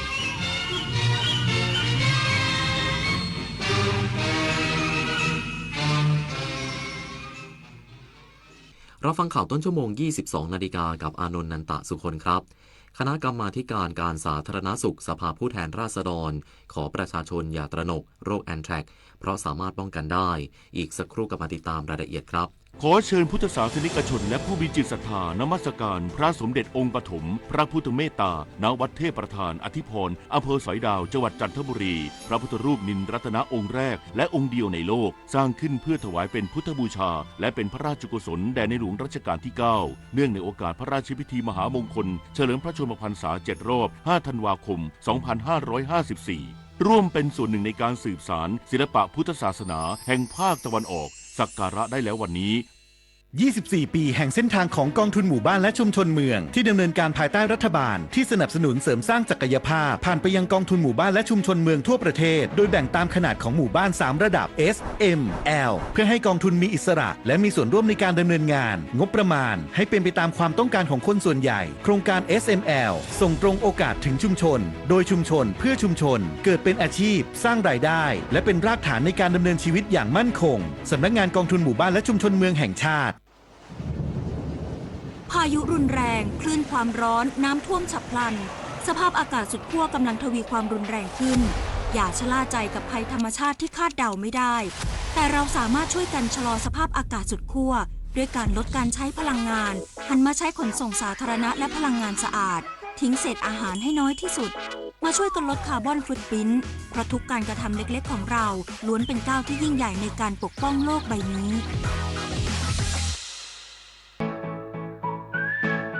คือถ้าเราไปบริจาคเลือดมันจะดูเท่และถือเป็นการทำบุญด้วยไหมถือเป็นบุญใหญ่เลยล่ะคิดดูนะคนเราสละได้แม้แต่เลือดของตัวเองเพื่อนำไปช่วยชีวิตผู้ป่วยแบบนี้จะรอช้าทำไมรีบไปบริจาคกันเร็วช้าก่อนคือร่างกายต้องพร้อมนอนหลับให้เพียงพอก่อนไหมล่ะได้เลยงั้นเจอกันที่ศูนย์บริการโลหิตแห่งชาติสภากาชาดไทยนะบริจาคโลหิตมั่นใจปลอดภัยคณะกรรมาธิการการสาธารณสุขสภาผู้แทนราษฎรขอประชาชนอย่าตระหนกโรคแอนแทรกเพราะสามารถป้องกันได้พร้อมเร่งรัดให้หน่วยงานฉีดวัคซีนให้สัตว์ทั่วประเทศทุกปีนายแพทย์อลงกฎ มณีกาจรองประธานกรรมาธิการการสาธารณสุขสภาผู้แทนราษฎรกล่าวถึงประเด็นเกี่ยวกับโรคแอนแทรกว่าโรคแอนแทรกมีช่องทางการติดเชื้อได้3ช่องทางคือทางอากาศจากการสูดสปอร์ที่ล่องลอยอยู่ในอากาศหรืออาจติดมากับขนสัตว์และหนังสัตว์ซึ่งยังพบน้อยช่องทางที่2เป็นทางผิวหนังที่พบบ่อยที่สุดจากการสัมผัสกับเนื้อวัวที่ติดเชื้อโดยเฉพาะมือที่มีแผลตรงซอกเล็บหรือเล็บขบและช่องทางที่3การกินเนื้อวัวเพราะเชื้อแอนแทรกสามารถทนความร้อนได้สูงถึง100องศาเซลเซียสหากจะบริโภคเนื้อวัวควรต้มด้วยระยะเวลา10นาทีขึ้นไปจึงจะรับประทานได้อย่างปลอดภัยทั้งนี้หากสงสัยว่าอาจป่วยด้วยโรคแอนแทรกให้รีบไปรักษาโดยเร็วเพราะปัจจุบันโรงพยาบาลทุกแห่งในประเทศไทยมียาที่สามารถรักษาโรคแอนแทรกได้นอกจากนี้ยังเห็นว่าหน่วยงานที่เกี่ยวข้องกับการป้องกันโรคให้แก่สัตว์ควรเร่งวางแนวทางการฉีดวัคซีนแก่สัตว์ทั่วประเทศทุกปีโดยเฉพาะโคและกระบือเพื่อสร้างความสบายใจให้กับทุกคนในสังคมรวมทั้งขอประชาชนอย่าตื่นตระหนกว่าโรคแอนแทรกจะสามารถติดกันได้ง่ายโดยแนะนำให้ปฏิบัติตามแนวทางของกระทรวงสาธารณสุขการกินร้อนช้อนกลางและล้างมือชวิสาปทุมมารายงานสาธารณสุขจังหวัดแพร่ให้บริการฉีดวัคซีนป้องกันโรคไข้หวัดใหญ่ตามฤดูกาลประจำปี 2568 ในเรือนจำจังหวัดแพร่กว่า 1,300 คนนายแพทย์วีรศักดิ์ดำรงพงษ์นายแพทย์สาธารณสุขจังหวัดแพร่นำเจ้าหน้าที่กลุ่มงานควบคุมโรคติดต่อสำนักงานสาธารณสุขจังหวัดแพร่ร่วมกับเรือนจำจังหวัดแพร่โรงพยาบาลแพร่โรงพยาบาลสูงเม่นสำนักงานสาธารณสุขอำเภอเมืองแพร่และเทศบาลเมืองแพร่ให้บริการฉีดวัคซีนป้องกันโรคไข้หวัดใหญ่ตามฤดูกาลประจำปี 2568 ให้แก่เจ้าหน้าที่และผู้ต้องขังในเรือนจำจังหวัดแพร่รวมทั้งสิ้น 1,324 คนโรคไข้หวัดใหญ่ถือเป็นโรคติดต่อในระบบทางเดินหายใจโดยมีสาเหตุมาจากการติดเชื้อไวรัสอินฟลูเอนซา3 สายพันธุ์ได้แก่สายพันธุ์ A B และ C ส่วนใหญ่มักพบการติดเชื้อสายพันธุ์ A และ B ทำให้เกิดโรคติดเชื้อระบบทางเดินหายใจเฉียบพลันโดยอาการทั่วไปมีไข้สูงปวดเมื่อยตัวคัดจมูกเจ็บคอไอซึ่งมีผู้ป่วยจำนวนหนึ่งเกิดอาการรุนแรงจนเสียชีวิตสำหรับกลุ่มเสี่ยงที่ได้รับการติดเชื้อไข้หวัดใหญ่ควรได้รับการป้องกันด้วยวัคซีนได้แก่เด็กที่มีอายุต่ำกว่า5ปีหญิงตั้งครรภ์และหญิงในระยะ2สัปดาห์หลังคลอดผู้สูงอายุที่มีอายุมากกว่า65ปีขึ้นไปผู้ป่วยเรื้อรังดังนั้นการป้องกันโรคไข้หวัดใหญ่ที่ดีที่สุดคือการฉีดวัคซีนเพิ่มภูมิคุ้มกันเชื้อไวรัสไข้หวัดใหญ่ให้แก่ร่างกายพิรุณพรแสงสร้อยสวท.แพร่รายงานอำเภอแม่เสรียงจังหวัดแม่ฮ่องสอนพบแรงงานต่างด้าวป่วยเป็นวัณโรคดื้อยาหลายขนาดเร่งกักบริเวณควบคุมโรค นายวรศักดิ์พานทองในอำเภอแม่เสรียงพร้อมด้วยนายสงกรานต์สันติกูลนายกองค์การบริหารส่วนตำบลแม่คงเจ้าหน้าที่สาธารณสุขอำเภอแม่เสรียงและหน่วยงานที่เกี่ยวข้องลงพื้นที่ติดตามหลังได้รับแจ้งพบผู้ป่วยวัณโรคดื้อยาหลายขนาดโดยผู้ป่วยรายดังกล่าวมีสถานะสิทธิ์เป็นบุคคลต่างชาติสัญชาติเมียนมาเข้ามารับการรักษาอาการป่วยและเป็นบุคคลที่ขึ้นทะเบียนถูกต้องตามกฎหมายเจ้าหน้าที่ได้ลงพื้นที่เพื่อดำเนินการกักตัวผู้ป่วยวัณโรคเชื้อดื้อยาบุคคลต่างด้าวจำนวน1 รายซึ่งอยู่ในระยะแพร่เชื้อท้องที่บ้านทุ่งแล้งตำบลแม่คงอำเภอแม่เสรียงจังหวัดแม่ฮ่องสอน จากการตรวจสอบที่อยู่อาศัยพบบุคคลต้องสงสัยที่เป็นแรงงานต่างด้าวจำนวน5 รายเป็นผู้ป่วยติดเชื้อวัณโรค1 รายเจ้าหน้าที่ได้ทำการตรวจสอบประวัตินายจ้างพบมีเอกสารถูกต้องทั้งนี้วัณโรคเป็นโรคติดต่ออันตรายที่ต้องมีการรักษาอย่างต่อเนื่องและเฝ้าระวังเป็นพิเศษเบื้องต้นสำนักงานสาธารณสุขอำเภอแม่เสรียงสั่งกักพื้นที่เนื่องจากต้องมีการรักษาและเฝ้าระวังและได้ออกคำสั่งควบคุมป้องกันการแพร่ระบาดของโรคเบื้องต้นแล้วอรินทิพย์ยานะสวท.แม่เสรียงรายงานจบข่าวอานนท์นันตะสุคนอ่านรับฟังข่าวครั้งต่อไปเวลา 23 นาฬิกา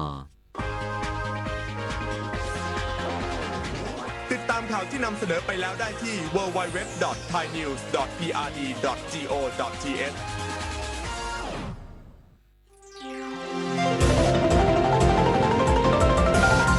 วิทยุแห่งประเทศไทย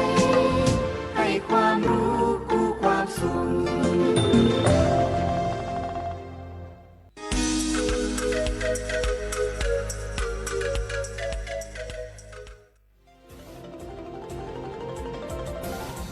วิทยุแห่งประเทศไทยให้ความรู้คู่ความสุข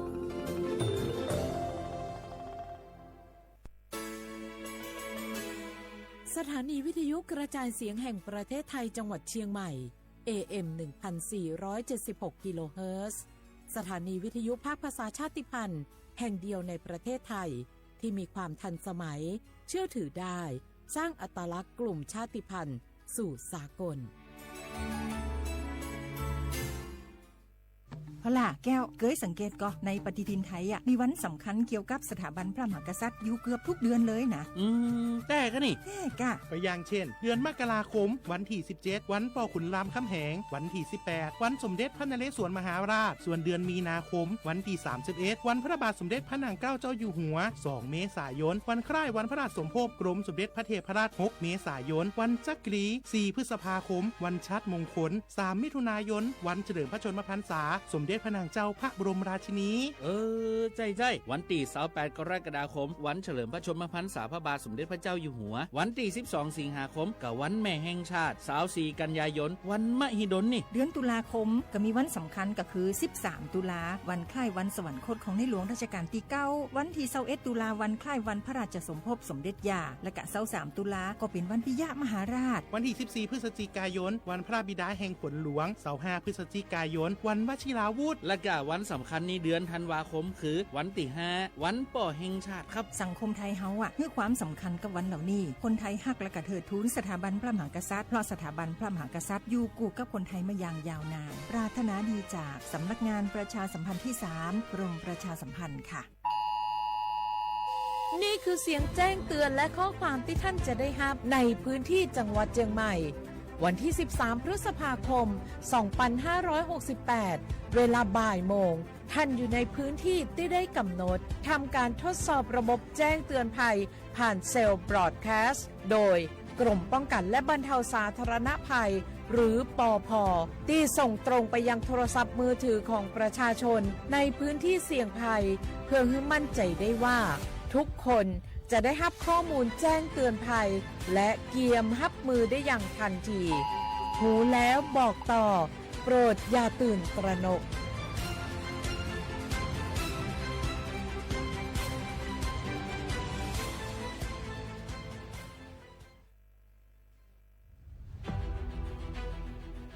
จังหวัดเชียงใหม่ขอความร่วมมือทุกภาคส่วนงดการเผาเพื่อลดปัญหาหมอกควันและมลพิษทางอากาศจากการเผาป่าและการเผาเศษวัสดุทางการเกษตรตามประกาศมาตรการสำคัญเพื่อควบคุมการเผาในพื้นที่ต่างๆโดยบ่อนุญาตเพื่อมีการเผาใดๆทั้งสิ้นเพื่อเป็นการลดมลภาวะจากฝุ่นละอองขนาดเล็ก PM 2.5 ตั้งแต่วันที่1 มกราคม 2568 จนถึงวันที่15 พฤษภาคม 2568 หากจำเป็นสามารถลงทะเบียนขออนุมัติผ่านระบบฝ่ายดีได้ฝ่าฝืนต้องระวังโทษจำคุกและปรับบ่เกิน 2,500 บาทหรือทั้งจำทั้งปรับจังหวัดเชียงใหม่ส่งเสริมการใช้เทคโนโลยีในการจัดการขยะและเศษวัสดุทางการเกษตรเพื่อลดการเผาในอนาคตและสร้างสภาพแวดล้อมที่ดีขึ้น ในระยะยาว หากพบเห็นการเผาในพื้นที่ห้ามเผาหรือพบผู้กระทำผิดสามารถแจ้งข้อมูลได้ที่ 053-112-808 หรือ 191 ตลอด 24 ชั่วโมง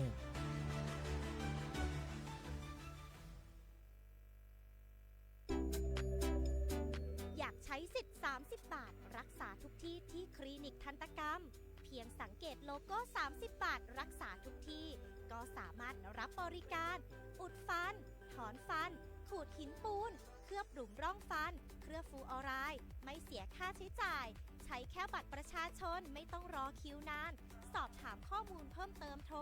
สายด่วนสปสช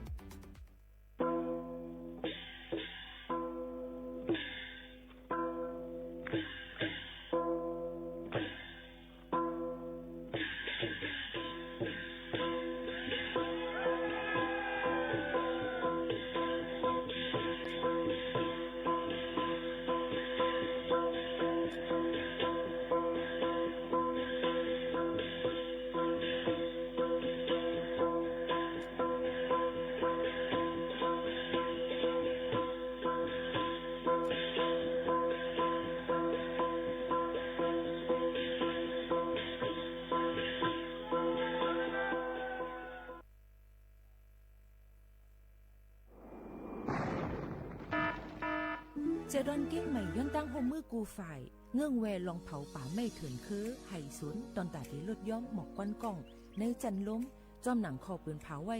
หนังฮือเตกุ้มทิ้งลองเผาในหลายๆพื้นดีโดยอ่ำปันเผาสังเสอิดดาเดเฮ็ดเฮาจันล้มอ่ำมิกหมอกก้อนกล้องก้อนโม PM 2.5 เดเอาเนื้อวันที่1เดือน1 2 5ปากปลาย68ต่อถึงวันที่15เดือน5 2 5ปากปลาย68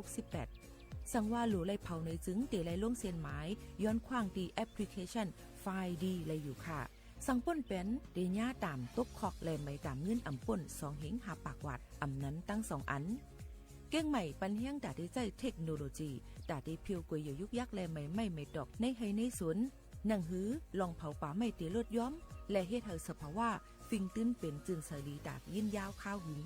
สังทบหันลองเผาในปืนตีหามเผาอ่ำนั้นทั่วผันคนเฮ็ดพิษกับสืบเติงลาดกว่าได้ดี0531128808อ่ำนั้น191ไหล่24โจมองค่ะ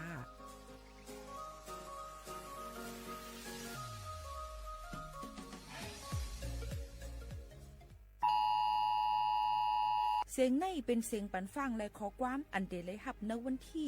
13เดือนธันวาคม2เฮงปลาย25ในปืนตีเจดอนเก้งใหม่ข้าวย่ำ1 โมงไว้วันอันอยู่ในปืนตีเดพึกปันฟังลองลอดเพผ่านตั้งเซลบอร์ดแคสอันเป็นฝ่ายให้กังและลูล้อมเพอำนันพอเดส่งกว่าปันฟังตั้งฟงพี่น้องเฮาเขาอันอยู่ในปืนตีอันจังพบเพตาให้มันเจอเลยว่ากูก็เลยหับข้อมูลข่าวเจียงปันฟังตาเฮาหังเฮียนหับมือไหลคึดตันกำเหลียวป้อฮู้เย้าสืบหมอกลาดในปันจ้อมอย่าไปตกเจอค่ะนะ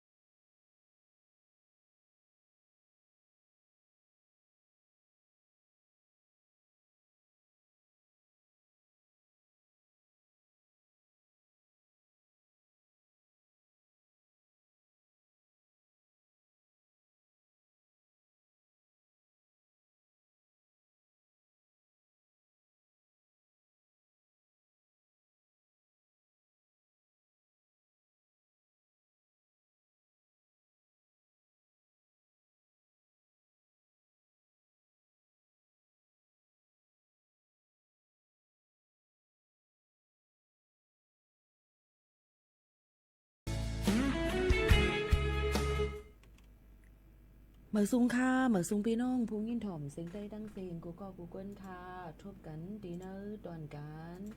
หงปล่อยเสียงสวทเก้งใหม่ AM 147กิโลเฮิรตซ์ค่ะอยู่จอมขาวหมูขาวนุ้นสุภาวันเชื้อสารวินเป็นอุ้ยก็อุ้ยเซปอแม่ปีน้องๆเขาดีเนอร์ตอนการที่ในค่ะฮับถ่อมอยู่ที่เราตั้งไหนหุ่มจุ่มฮับตอนกูก็กูก้นที่เขามาถ่อมในปันแห้งเจอกันในข่าวยามซึ่งหลังไหนค่ะเนาะปอแม่ปีน้องๆเขาค่ะก็เพื่อนั้นแหละคบทบจำกันเย้าในค่ะตอนด่านในวันเมื่อในก็เฮาค่ะก็เด็กเข้าเจอมันเป็นวันลือนั่นค่ะเนาะเป็นวันพืชมงคลในนั่นค่ะพิธีจรดนังคันพระแรกพระนาย้อนน้อมค่ะเป็นวันพืชมงคลเนี่ยค่ะพี่น้องเขาค่ะก็มาฝากตอนทุกถึงพ่อแม่ปีน้องๆเขาในวันเมื่อไหร่เป็นวันสุขที่เก่าเลินโทนหา2แห่งปลาย25เนี่ยค่ะพี่น้องเขาก็ได้เป็นเลิน6มื้อ13ค่ำในวันเมื่อไหร่อยู่จอมพี่น้องเขาเป็นอุ้ยก็อุ้ยแซ่พ่อแม่ปีน้องๆเขาจังไหนค่ะดอนดานมันก็ได้มีนั่นค่ะเนาะพี่น้องเขาค่ะในปีในนั้นในค่ะเนาะเปิ้นก็เปิ้นติจัดเฮ็ดกูปีค่ะพี่น้องเขาค่ะเกี่ยวกับไปลองวันพืชมงคลอันว่าในมันเป็นวันอันลำลองตอนดากวนดังเมืองจึงไทยเขาย้อนเปิดสังลาในนั่นค่ะพี่น้องเขาค่ะย้อนเปิดว่าเปิ้นติจัดเฮ็ดออกมาในค่ะเนาะเกี่ยวกับเลยลองตั้งว่าปีในมักเข้าเต้านำติมักลึงกึ้นปงจึงหือพองจึงหนังในค่ะเนาะพี่น้องเขาเปิ้นก็ได้ลาดไว้จึงไหนค่ะเนาะก็เปิ้นนั่นแหละในปีในนั้นนะคะเปิ้นก็จัดเฮ็ดมาในนั้นค่ะเนาะเป็นวันที่9ใน4นะคะก็จะมีจมุนเนี่ยคนเนาะค่ำเฮาเลยเจ้านั่งหอค่ำว่าเขานั่นก็เลยเปิ้นก็เลยผิดป้างกว่าที่นางพระพาที่องตีท้องสนามหลวงนั่นในค่ะเนาะก็เปิ้นได้ก็ด้วยว่าปีในปี25ปากไป68ในค่ะที่เป็นจึงหือไว้พองในนั้นก็เปิ้นนั่นแหละหนังหือก็ได้มีเกี่ยวกับเลยลองว่าหมักเข้าเต้าน้ำหมักเหลืองกึ้นโป้งมาลองอยู่ลองสร้างการป้ายมามีการหากินเลี้ยงต้องเฮาเต็มทนจังหนังไหนค่ะเปิ้นก็ได้มีไหนค่ะพระโคตักนายนั่นค่ะเนาะพี่น้องค่ะเปิ้นก็ได้ตักนายกันยกก็เปิ้นก็ได้มีวันอันนำรองเปิ้นฮ้องว่าพิธีจรดพระนางคันแรกนาขวัญในนั่นค่ะเป็นวันไต้หวันนี่ค่ะเนาะพี่น้องเขาก็มันก็ได้มีนั่นค่ะเนาะก็ได้มีเหมือนว่าไต้หวันไทยนั่นที่เป็นจังหือหนังหือบ่ได้ลีนั่นจังหนังไหนค่ะเลยมีสมาธิตั้งมั่นหนังหือบ่ได้เหตุการณ์ไฮไลท์เต็มทนนั่นจังหนังไหนค่ะเนาะพี่น้องเขาค่ะในปีในนั่นเนี่ยก็มันก็จะมีพันธุ์ข้าวหน้าสวนนะคะมีอยู่5,000จ้อมกันนั่นค่ะก็ได้เป็นข้าวหอมมะลินะคะเนาะข้าวหอมมะลินะคะเนาะก็ได้มีทางก็ขออันจังหนังเจอพันธุ์ข้าวเปิ้นนั่นนะคะเปิ้นมีไว้จังหนังไหนนะคะเปิ้นก็เอามาหวานมาเฮ็ดนั่นค่ะเนาะมันก็เปิ้นก็ได้อ่อนกันกว่าไปเก็บเอานั่นค่ะเนาะเฮาเป็นถุงเงินถุงคำในการการขายพี่น้องเขาจังหนังไหนค่ะก็ได้เป็นจังไหนค่ะก็เพราะนั้นแหละในปีในนั้นเนี่ยค่ะเนาะก็จะมีพระโคเนี่ยค่ะก็จะมีพระโคเนี่ยค่ะจือพอและเพียงเนี่ยค่ะเนาะก็จะมีทางเพิ่มในพูนทางในก่อนจือพระโคอันนั้นก็วูนั่นค่ะเนาะพี่น้องเขาค่ะอันเปิ้นทางเฮียนไว้นั้นก็จะมีปูสลับไปตังอันเปิ้นตักนายมันก็จะมีมาไปอยู่จอมนั่นค่ะเนาะพี่น้องเขาก้อยกับปีในนั้นเปิ้นก็จะเอาเล่งตั้งกินดีพระโคอันนั้นก็วูนั่นค่ะว่ามันจะมีอยู่ข้าวกาบถั่วเขียวงาเหล้าน้ำและยาเนี่ยค่ะทั้งหมดทั้งเสียงในค่ะในปีในนั่นก็ทำกินกว่าไปเป็นยาน้ำและเหล้าเนี่ยค่ะเนาะพี่น้องเขาในปีในเนี่ยค่ะก็ปานนั้นแล้วเพิ่นก็ตั้งนายไว้ว่าน้ำก็เต็มทนลีนั่นค่ะเนาะตั้งกินตั้งเยี่ยมเอาจังได๋ก็มาเข้าต้นนำก็ติเข้มแลบลีในนั้นค่ะการกากอาการกว่ามาหากันก็ติง่ายการกากขายจ้อมต่างซึ่งเมืองก็ติลีเฮ็ดให้กันปลายหมักมีก็ขึ้นใหญ่มุ่นเลี้ยงมาจังหนังไหนค่ะอันนี้ก็เป็นรองการตักไหนในวันพืชมงคลเมื่อไหนนั่นขนาดเนาะก็เอามาฝากตอนทุกถึงพี่น้องเขาแหละซ้ำเป็นวันลือการอองติเหตุการณ์หาบกันคุณกูดีๆฮงเฮนเต็มจังไหนแทงค่ะพี่น้องเขาประวัติพี่น้องเขาเด็กกับสืบอองติก่อนรายงานตัวว่ากว่าองตีเหตุการณ์รู้มาหลายตีเป็นก็ตีกึดลือกันค่ะเนาะเฮียงไรตีห้องบ่อยเสียงเขาขาดของลือค่ะก้อยกาว่าก้นอันไปอยู่เขาเวียนนั่นก็มาเหตุการณ์ค่ะตอนดับปีโม9-11ค่ะ3วันอยู่จอมกันตีในก่อนในนั่นค่ะเนาะพี่น้องเขาค่ะวันลือก็เลยเรือค่ะก้อยกาหึงนั้นๆมาญามาควายกันนั่นค่ะเนาะจังหือก็ลีค่ะเมื่อในก็เป็นอุ้ยก็เสจอมกันกว่าตีในก่อนยก็ได้มีข่าวเงาเถียงหลายรองเอามาต่อแต่แค่นี้ฝากเตือนถึงพ่อแม่พี่น้องเขานะคะตาเหลียวอ่อนกันหรือใจถ่อมด้วยเพียงความหวานหูถูกใจกันก่อนค่ะ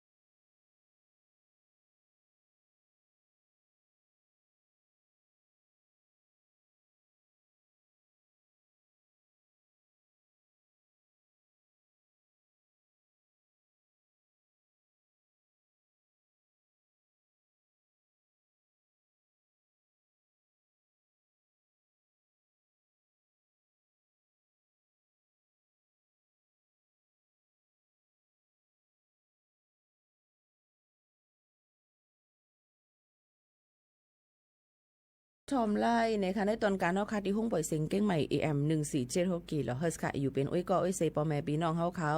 ในตอนการในวันลือเจ้าหนังในมังก็อ่ำเลยลือค่ะก้อยกะเฮาก็เลยลือเหมือนกันยันบ่ว่าเขาเว้นอยู่3วันจำกันเหมือนในมื้อพุกมื้อฮือค่ะเนาะ3วันเดียวก็มื้อพุกในเนี่ยก็จะมีรองตั้งเสตอนเก้งใหม่ข้าวยามหาโมงกลางค่ำเตกว่าเบิ่นเตไปขึ้นหลวยสุเทพค่ะพี่น้องเขาในวันประเพณีเตียวขึ้นดอยนะคะกว่าเหตุการณ์ตั้งหลิกุสุในวันวิสาขบูชาวันเหลือน6มนค่ะเนาะก็เปิ้นนั้นแล้วเปิ้นก็เด็กซ้อนนำพระในนั้นค่ะนำพระสงฆ์พระราชทานในนั้นค่ะเปิ้นก็ได้เอาวันกันขึ้นกว่าที่ทางเฮียนขึ้นกว่าที่ตั้งวัดพระธาตุลอยสุเทพนะคะอีกก็จะมีก้นตะกาสถาเนี่ยค่ะก้นกูเจ้าคืออันที่เปิ้นสนใจเปิ้นก็ดีกว่าอ่อนกันจู่ตุ่มกันไปขึ้นลอยสุเทพเนี่ยค่ะเมื่อผูกในข้าวย่ำหามองกลางค่ำเตะกว่าเลยค่ะเนาะก็เปิ้นนั่นแหละลองตั้งเสื้อในก็ย้อนฝากไว้ปันพ่อแม่พี่น้องเขาสังเจอว่าเตะกว่าไปขึ้นลอยสุเทพนั่นตั้งเสียตอนเก้งใหม่ค่ะกันเนาะก็ให้พี่น้องเขาหางเฮียนตู้เจอไปอยู่ลีเนี่ยค่ะย้อนเปิ้นสั่งหลายย้อนบ่ว่าใครเฮาพี่น้องเขานั่นเนี่ยค่ะเนาะมีกว่าง่ายลมเจอนั่นขนาดเนาะพี่น้องเขาค่ะกว่าง่ายลมเจอเยาก็เดี๋ยวเลยหางเฮียนกันไว้นะคะมันก็อมจะเปิ้นไปเฮาก็ใครไปจังหนังไหนก็อำไรค่ะยันบ่ว่าลองโตเฮาอยู่ลีกินวานอยู่5ในต้องอินต้องเฮามีตั้งเป็นโรกาอีสังซื้อจึงไอ้หาง5จังหนังไหนพี่น้องเขาก็รู้เลยฟังกันไว้จอมหาตั้งเป็นย่อกาอีหยังเสมว่านั่นค่ะเนาะก็เปิ้นนั้นพี่น้องเขาก็เดี๋ยวเลยมีลักมันไหนค่ะดีๆหางเฮียนกว่าไปขึ้นร้อยสุเทพในมันมือพุกในนี่ค่ะจะเจออันเดียวกว่าจอมเส้นตาสายตั้งสุเทพได้ขึ้นต้องลอยสุเทพตั้งกัดเส้นตั้งห้วยแก้วนั่นก็ได้เลยหางเฮียนกันไว้มันได้มีอองที่กึดลดกึดกาตีแล้วเจ้าหนังไหนค่ะเนาะพอได้ไปขึ้นแล้วก็ได้มีแอบนำค่ะเนาะอันนั้นก็ขดนำค่ะไหนพี่น้องเขาค่ะเยาก็ถงผ้าไหนค่ะเนาะเยาก็หมักโหจองอันนั้นก็ซื้อผ้ายางค่ะเพราะวันนั้นใกล้ๆฝนตกหนักค่ะพี่น้องเขาก็ไม่กัดซื้อกันนั้นเด็กกาค่ะเนาะพี่น้องเขาก็นั้นหางเฮียนก็ไว้มันอ่ำพิษเนี่ยค่ะเนาะพ่อแม่พี่น้องเขาค่ะมันอ่ำพิษเนี่ยค่ะเนาะซึ่งหลังนั้นค่ะเยาก็พี่น้องเขาก็เตเลยป้าได้พัดลมเนี่ยค่ะพัดลมอันนั้นก็อันน่ะแฟนอันนั้นก็พัดลมอันดิงอันเล็กๆกว่าอันนั้นก็วีก็เลยค่ะพี่น้องเขานั่นคือเขาค่ะว่าเดี๋ยวไม่แห้งน่ะอันเป็นเฮือง่ายนั่นขนาดไหนพี่น้องเขาค่ะเยาก็เตเลยมีป้ายากับโตเนี่ยค่ะยาประจำโตยาพาราเซตามอลก็เลยยายังก็เลยอันที่ตัวเจ้าเก่าหัวตัวเจ้าเก่าเปลี่ยนก็หางแห้งกะจ้อมหรือเส้นนั้นก็เตเลยมีตัวเจ้าเก่าเดลัยพร้อมตอนตาดีกว่าขึ้นไปขึ้นลอยสุเทพค่ะพี่น้องเขาอันนี้ก็เอามาฝากตัวอันถึงพี่น้องเขาเพราะว่าดีกว่าไปขึ้นลอยสุเทพไหนก็เฮาทางแห่นกันไว้ลองพร้อมในนั้นขนาดเนาะกูซ้ำเสียนปึงเยอะก็พอเปิ้นมีจากกะตั้งกินตั้งยำพี่น้องเขาก็อย่าไปกว่าเอานำหนาอาลาค่ะเนาะเอาตานๆอย่าๆก็เอาอันเฮาก็กินไล่อำเจอว่ามังก้อนในป้าทงลงกว่าก็ใส่ตั้งกินเพิ่นจากกะมามันไปเจอลูกก่อนก็บ่วันมันเดี๋ยวหยาบคันเจอดนตาค่ะได้ไปขึ้นลอยสุเทพในนั้นค่ะก็บนนั้นแหละลองบวยหังในก็หลูเลยฟังว่าอย่าไปเป็ดกุยอย่ายุกยักเป็ดหมักเป็ดมือค่ะเนาะหลูเลยหางเฮียนโยก็ฟังกันว่าจอมเจอหนังไหนค่ะโยก็เปลี่ยนเป็ดกว่าที่องที่ถูกตั้งมันเนี่ยค่ะพี่น้องเขาค่ะก็มาฝากบันพี่น้องเขาเจอหนังไหนค่ะเนาะอ๋อค่ะหรือใจถ่อมด้วยเพ่งกว้างมันหูถูกเจอกันเที่ยงลูกกวนค่ะนะกำกอดีค่ะเจอเอาหลายลองเลยอันเอามาฝากตัวอันถึงพ่อแม่ปีน้องๆเขาเจอหนังไหนเที่ยงค่ะอ๋อสึกวินถ่อมได้เพ่งกว้างมันย้อนกันเข้ามาลูกกวนค่ะพี่น้องเขาค่ะขำเจ็บก็เร็วค่ะ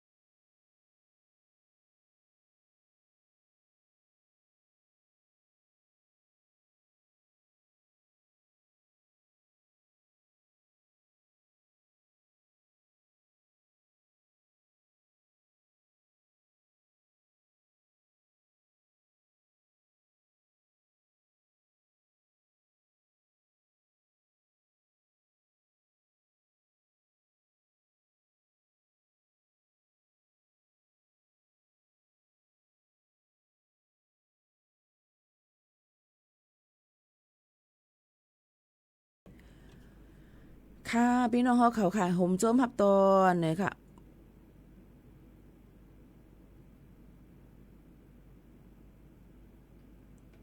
ในตอนการเฮาค่ะที่ในอยู่จ้ำกันเนี่ยค่ะ10:36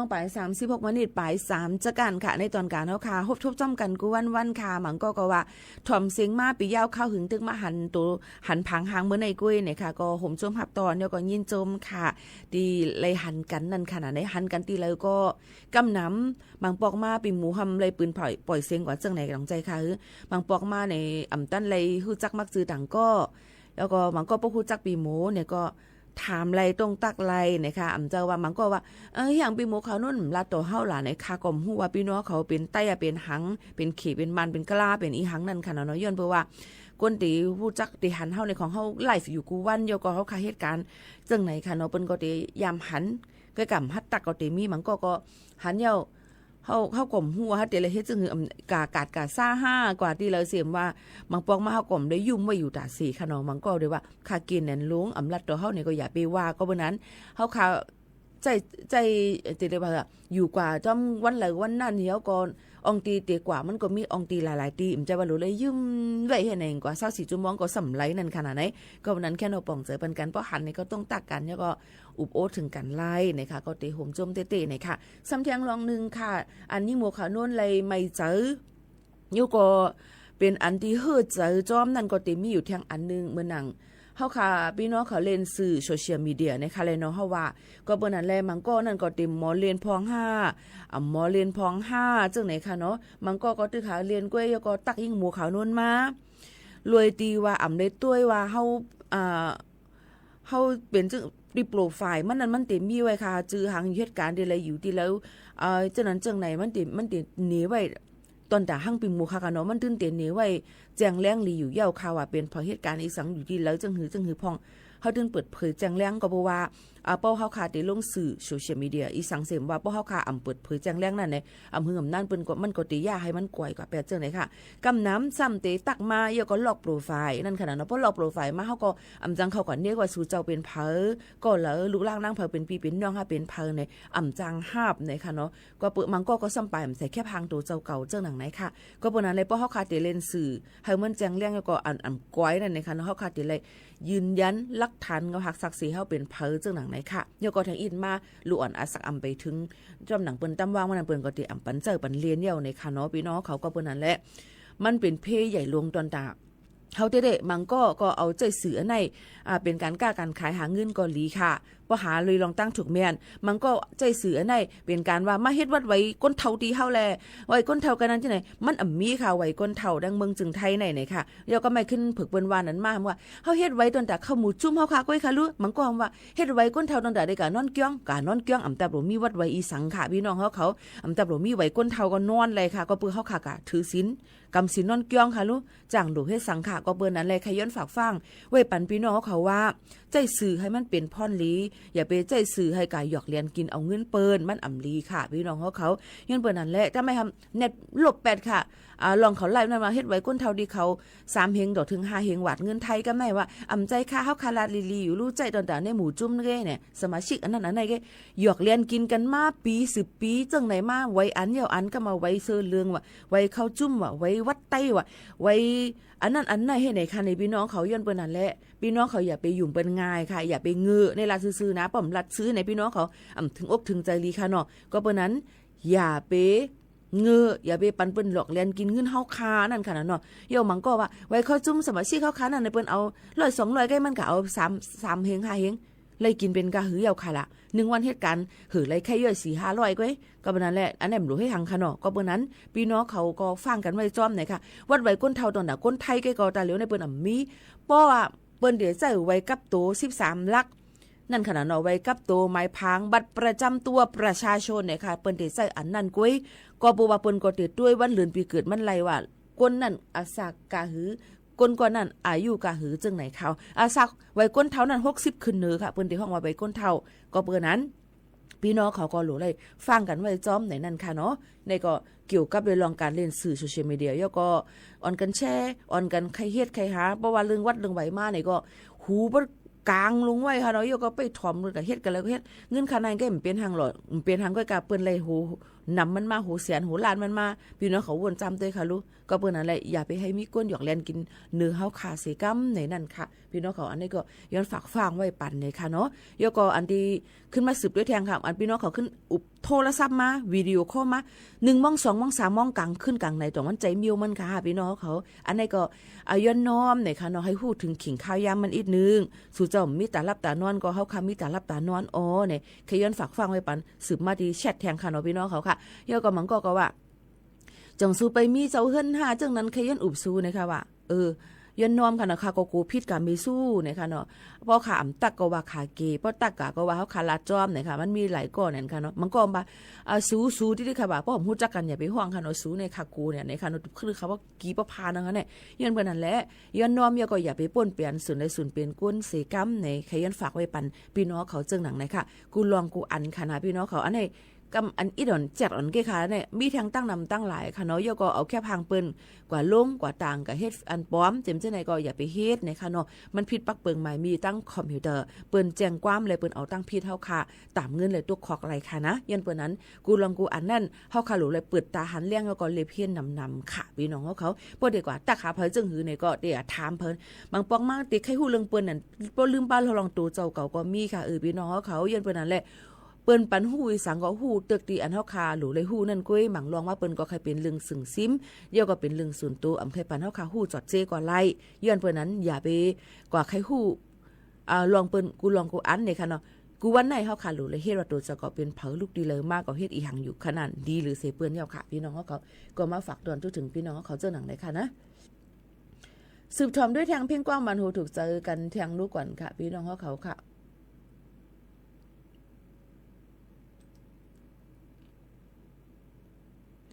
กลุ่มมุนเงาปอแม่นี่เป็นกว้างเผอห้องไว้ค่ะพี่น้องเขา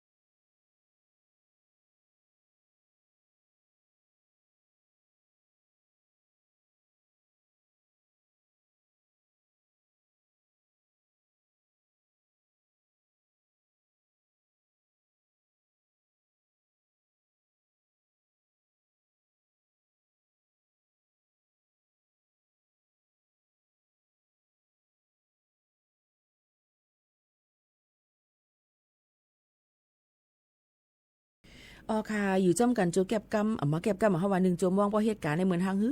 งว่าหึงค่ะพี่น้องเขาติเฮ็ดถือลีในแต่เลยลือในค่ะเนาะก็กาเหตุการณ์เพราะเฮาขามใครลือใครอยู่จ้ำกันหึงๆซ้ำข้าวยามซ้ำเพิ่นแน่นยันเบิ่นนั้นแหละเฮาเหมือนหนังกังเจอตั้งมดตั้งเซงก็เปลี่ยนกว่าอำไลค่ะพี่น้องเขาถ่อมได้ข่าวเงาจ้ำกันเที่ยงค่ะอ้อพี่น้องเขาค่ะอยู่จ้ำกันที่ในข่าวเงาก็เลยถ่อมหลายรองหลายอันก็ติเลยถ่อมคนเข้าล้อเล่กันกว่าเมื่อหนังปรับเนื้อสายร่วมเนี่ยค่ะเนื้อสายร่วมอันนึงปรับในเพราะว่าค่ะเป็นลัดลองไหลลองขาวมีเร็วก็ติเลยลัดขาวมีเร็วใกล้ๆอันในก็อันนี้ก็เฮาคาก็เลยติเลยว่าจังหือเฮาคาก็ติเลยล้อเล่กันกว่าหลายรองหลายอันหนังหือมันบ่ติถ่อมขาวมีเร็วถ่อมขาวมีเร็วก็คือจังนั้นเนาะจังไหนค่ะพี่น้องเขาไพ่ไม่เฮิรน2หลังที่เว้งกดขายเมื่อวันที่7เดือนธันวาคม2เฮงไป20หาข้าวยาม1 โมงครึ่งกลางวันไพ่ไม่เฮิรนกว่า2หลังเนี่ยค่ะเอาก็ปนนั้นเลยเพพื้นเพไพ่เนี่ยก็ลีโกเนี่ยก็ปีในเลยว่าวานเฮาเมืองเฮาเอามาได้เป็นเสียงไพ่เสียงแหลดเอามาได้เป็นไพ่เต้นไพ่จับเข่งพราหรือว่าที่เกี่ยงไฟฟ้าช็อต5เจ็มจังหนังไหนก็นำเนี่ยก็มีคนรู้เสียงเงินเสียงคำกว่าจอมน้ำนั่นค่ะก็เปิ้นนั้นลองตั้งเจ้าในเพจักะเพถูกลีไลไว้ฟังกันเต้ๆว่าในนั่นค่ะพี่น้องเขาหนังฮือป้อติลอดเพกันนั่นเนี่ยค่ะเยาก็แทงอันเป็นเพอันที่เฮาขามฮู้ว่าที่เกิดขึ้นเมื่อไหร่ก็ได้เป็นเพกึ่งกลางเพลดกาลเพแผ่นดินไหวอิงสันจังหนังไหนค่ะเนาะก้อยกาย่ำพองตะหลิวตั้งเมืองจึงไทยเปิ้นก็เลยหางเฮียนกันไว้ทดสอบเทสในขณะเซลล์บัตรแคสนะคะผ่านดังข้อความฟงมือถือเฮาคานั่นในขณะพี่น้องเขาค่ะเมื่อวันที่2เมื่อวันที่7ค่ะเนาะยกวันที่13มันจำติดถึงเนี่ยก็จะเป็นดัง5 7วันค่ะพี่น้องเขาที่เปิ้นดีห่างเฮียนกันไว้ยก็เขาย่ำ1 โมงกว่านั่นในค่ะเนาะเปิ้นก็ดีส่งข้อความยก็เสียงตืดเท่าไหร่ค่ะพี่น้องเขาที่ฟงอย่าไปตกใจค่ะเนาะพี่น้องเขาค่ะลองตั้งอันในเปิ้นก็ดีห่างเฮียนกันไว้ตอนตาได้แจ้งข่าวเงาเกี่ยวกับเลยลองว่าในอองตีเฮาขายอยู่นั่นติจังทบเพย้อนเปิ้นนั่นแหละเฮาก็เลยหางแฮนกันไว้หนังคือบ่ได้คือตันหับมือมันไฮไลท์จังหนังไหนค่ะเนาะพี่น้องเขาค่ะอันนี้ก็เฮาค่ะก็มาฝากไว้ปันปอแม่ปีๆน้องๆเฮาเขาจังไหนค่ะเตเลยรับข้อความเนี่ยค่ะใน1นาทีนั่นค่ะเนาะมือเปิ้นทดสอบนั่นก็ซื้อบัตรแคสนั่นเนี่ยค่ะใน5ปื้นตีค่ะเนาะเป็นการแจ้งหางแฮนพึกพรไว้แจ้งลองเพในนั่นค่ะยก็ให้มีลองมันเจอปอแม่พี่น้องเขานั่นนะคะอันคักตอนอันใหญ่ในระดับใหญ่นะคะเป็นตั้งเจตอนค่ะเนาะพี่น้องเขาค่ะที่เป็นตั้งเจตอนตีเลอพองหลานั่นนะคะเนาะพี่น้องเขาค่ะก็ได้มีตีตั้งเจตอนเก้งใหม่ปัดปืนกุตีค่ะเนาะตั้งเจตอนเก้งใหม่ค่ะที่เป็นตั้งเจตอนเก้งใหม่นะคะเนาะยก็ได้เป็นตั้งเจตอนพระนครศรีอยุธยาค่ะที่เป็นตั้งเจตอนอุดรธานีได้เป็นตั้งเจตอนนครศรีธรรมราชเนี่ยค่ะเยี่ยวก็กรุงเทพมหานครเนี่ยนั่นค่ะเอาพี่น้องเขาค่ะสังเกตว่าพี่น้องเขาใจฟง 4G 5G เนี่ยนั่น Android นั่นก็จะเป็นเวอร์ชันมัน11ขึ้นเนื้อนั่นค่ะเนาะบ่เป็น iOS นั่นก็จะเป็นเวอร์ชัน18ขึ้นเนื้อก็จะเลยครับแจ้งข้อความเป็นอัตโนมัตินั่นขนาดไหนพี่น้องเขาค่ะตอนดาพี่น้องเขาจะเจออันใจฟงอันดีรุ่นเก่าอันเป็นอันเซียนเก่าปานเก่าจังหนังนั้นเนี่ยก็เป็นก็ได้มีข้อความถึงปอแม่ปีๆน้องๆเขาจังหนังไหนค่ะลองตั้งอันนี้ก็อย่าไปตกใจตื่นผ่านในวันที่13ในค่ะเนาะนี่ก็มาฝากเตือนถึงปอแม่ปีๆน้องๆเขาให้แรงยินถ่อมจ้ำกันแทงจังหนังไหนค่ะอ้อเฮาค่ะมาถ่อมได้แทงเพ่งความปีๆน้องเขาย้อนกันเขามาแทงลูกก่อนค่ะนะเป็นเพ่งความอันปีๆน้องเขาย้อนมาในก็ตีว่าก็ย้อนเพตางในค่ะอ๋อไปเลยห่มๆไปสมาย้อนเพตั้งกันนี่ก็คันเจอเต้ค่ะสุขยินถ่อมซ่อมกันค่ะ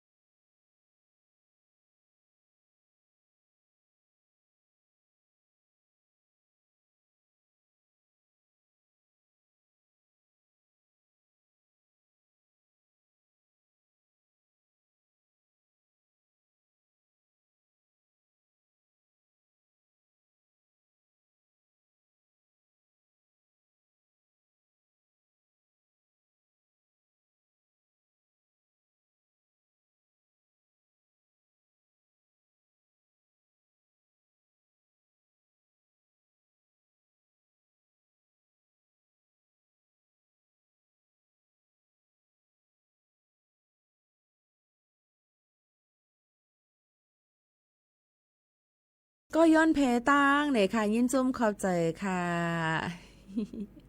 เมื่อรู้ตึกกินส้มตำอยู่ค่ะบีโมค่ะกินวันๆค่ะได้กินตั้งกินอีสังก็หลูเลยฟังค่ะในสุกาวงวังในเอามาได้เป็นตั้งเป็นโรคแอนแทรกในค่ะเนาะย่อก็ตั้งเป็นหูดับโรคหูดับนั่นก็หูหนวกให้ไหนค่ะก็บอกว่าพอเป็นโรคหูหนวกก็ได้ไปตั้งเป็นหูหนวกหูหลึงนั่นก็ได้เป็นลองกิน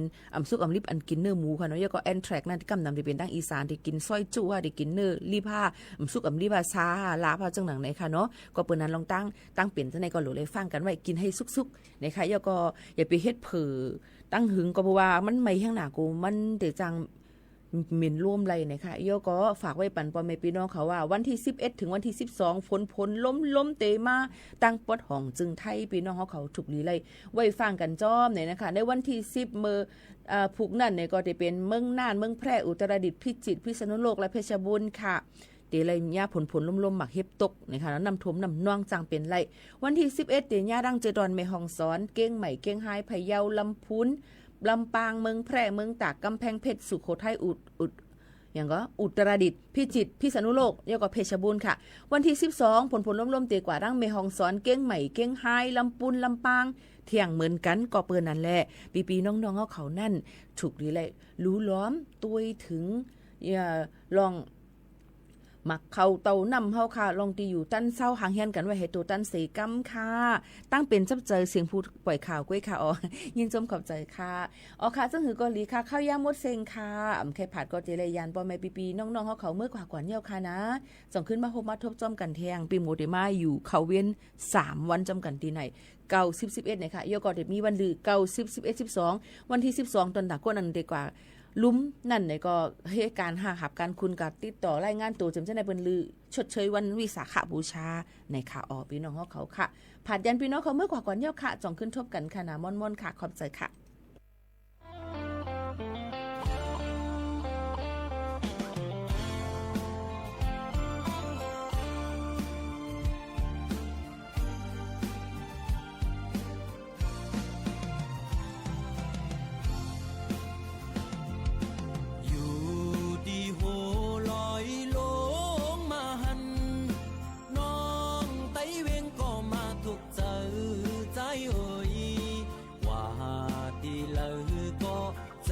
จับจอมสู่น้องนางก้นหังลีอ่อนสังปีมาเก้ามักผู้เจอเฮาจอมน้องบ่ทานฟ้าหันเคนำเสือซื้ออยู่จำเมาปีเฮาไล่มาโทพันเจอจับน้องอ่อนเยาว์จองสู่นางเตหักใจไหลเธอย้อนความทำตัวหึงปีเดเมื่อเยาวนานน้องไต้เวงก็มาถูกใจโอ้ยบอกลาดพี่เฮาบ่หูแลลองตังน้องหักใจฮือเฮาปีพอซื้อยอสิเลมือ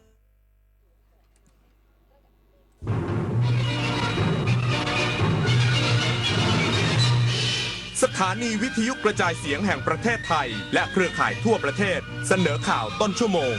รู้เร็วรู้จริงเกาะติดทุกสถานการณ์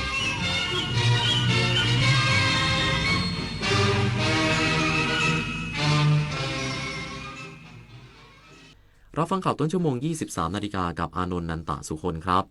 นายกรัฐมนตรีแสดงความยินดีโป๊ปเลโอที่14ผู้นำศาสนาจักรคาทอลิกคนที่267อีกสักครู่กับมาติดตามรายละเอียดครับ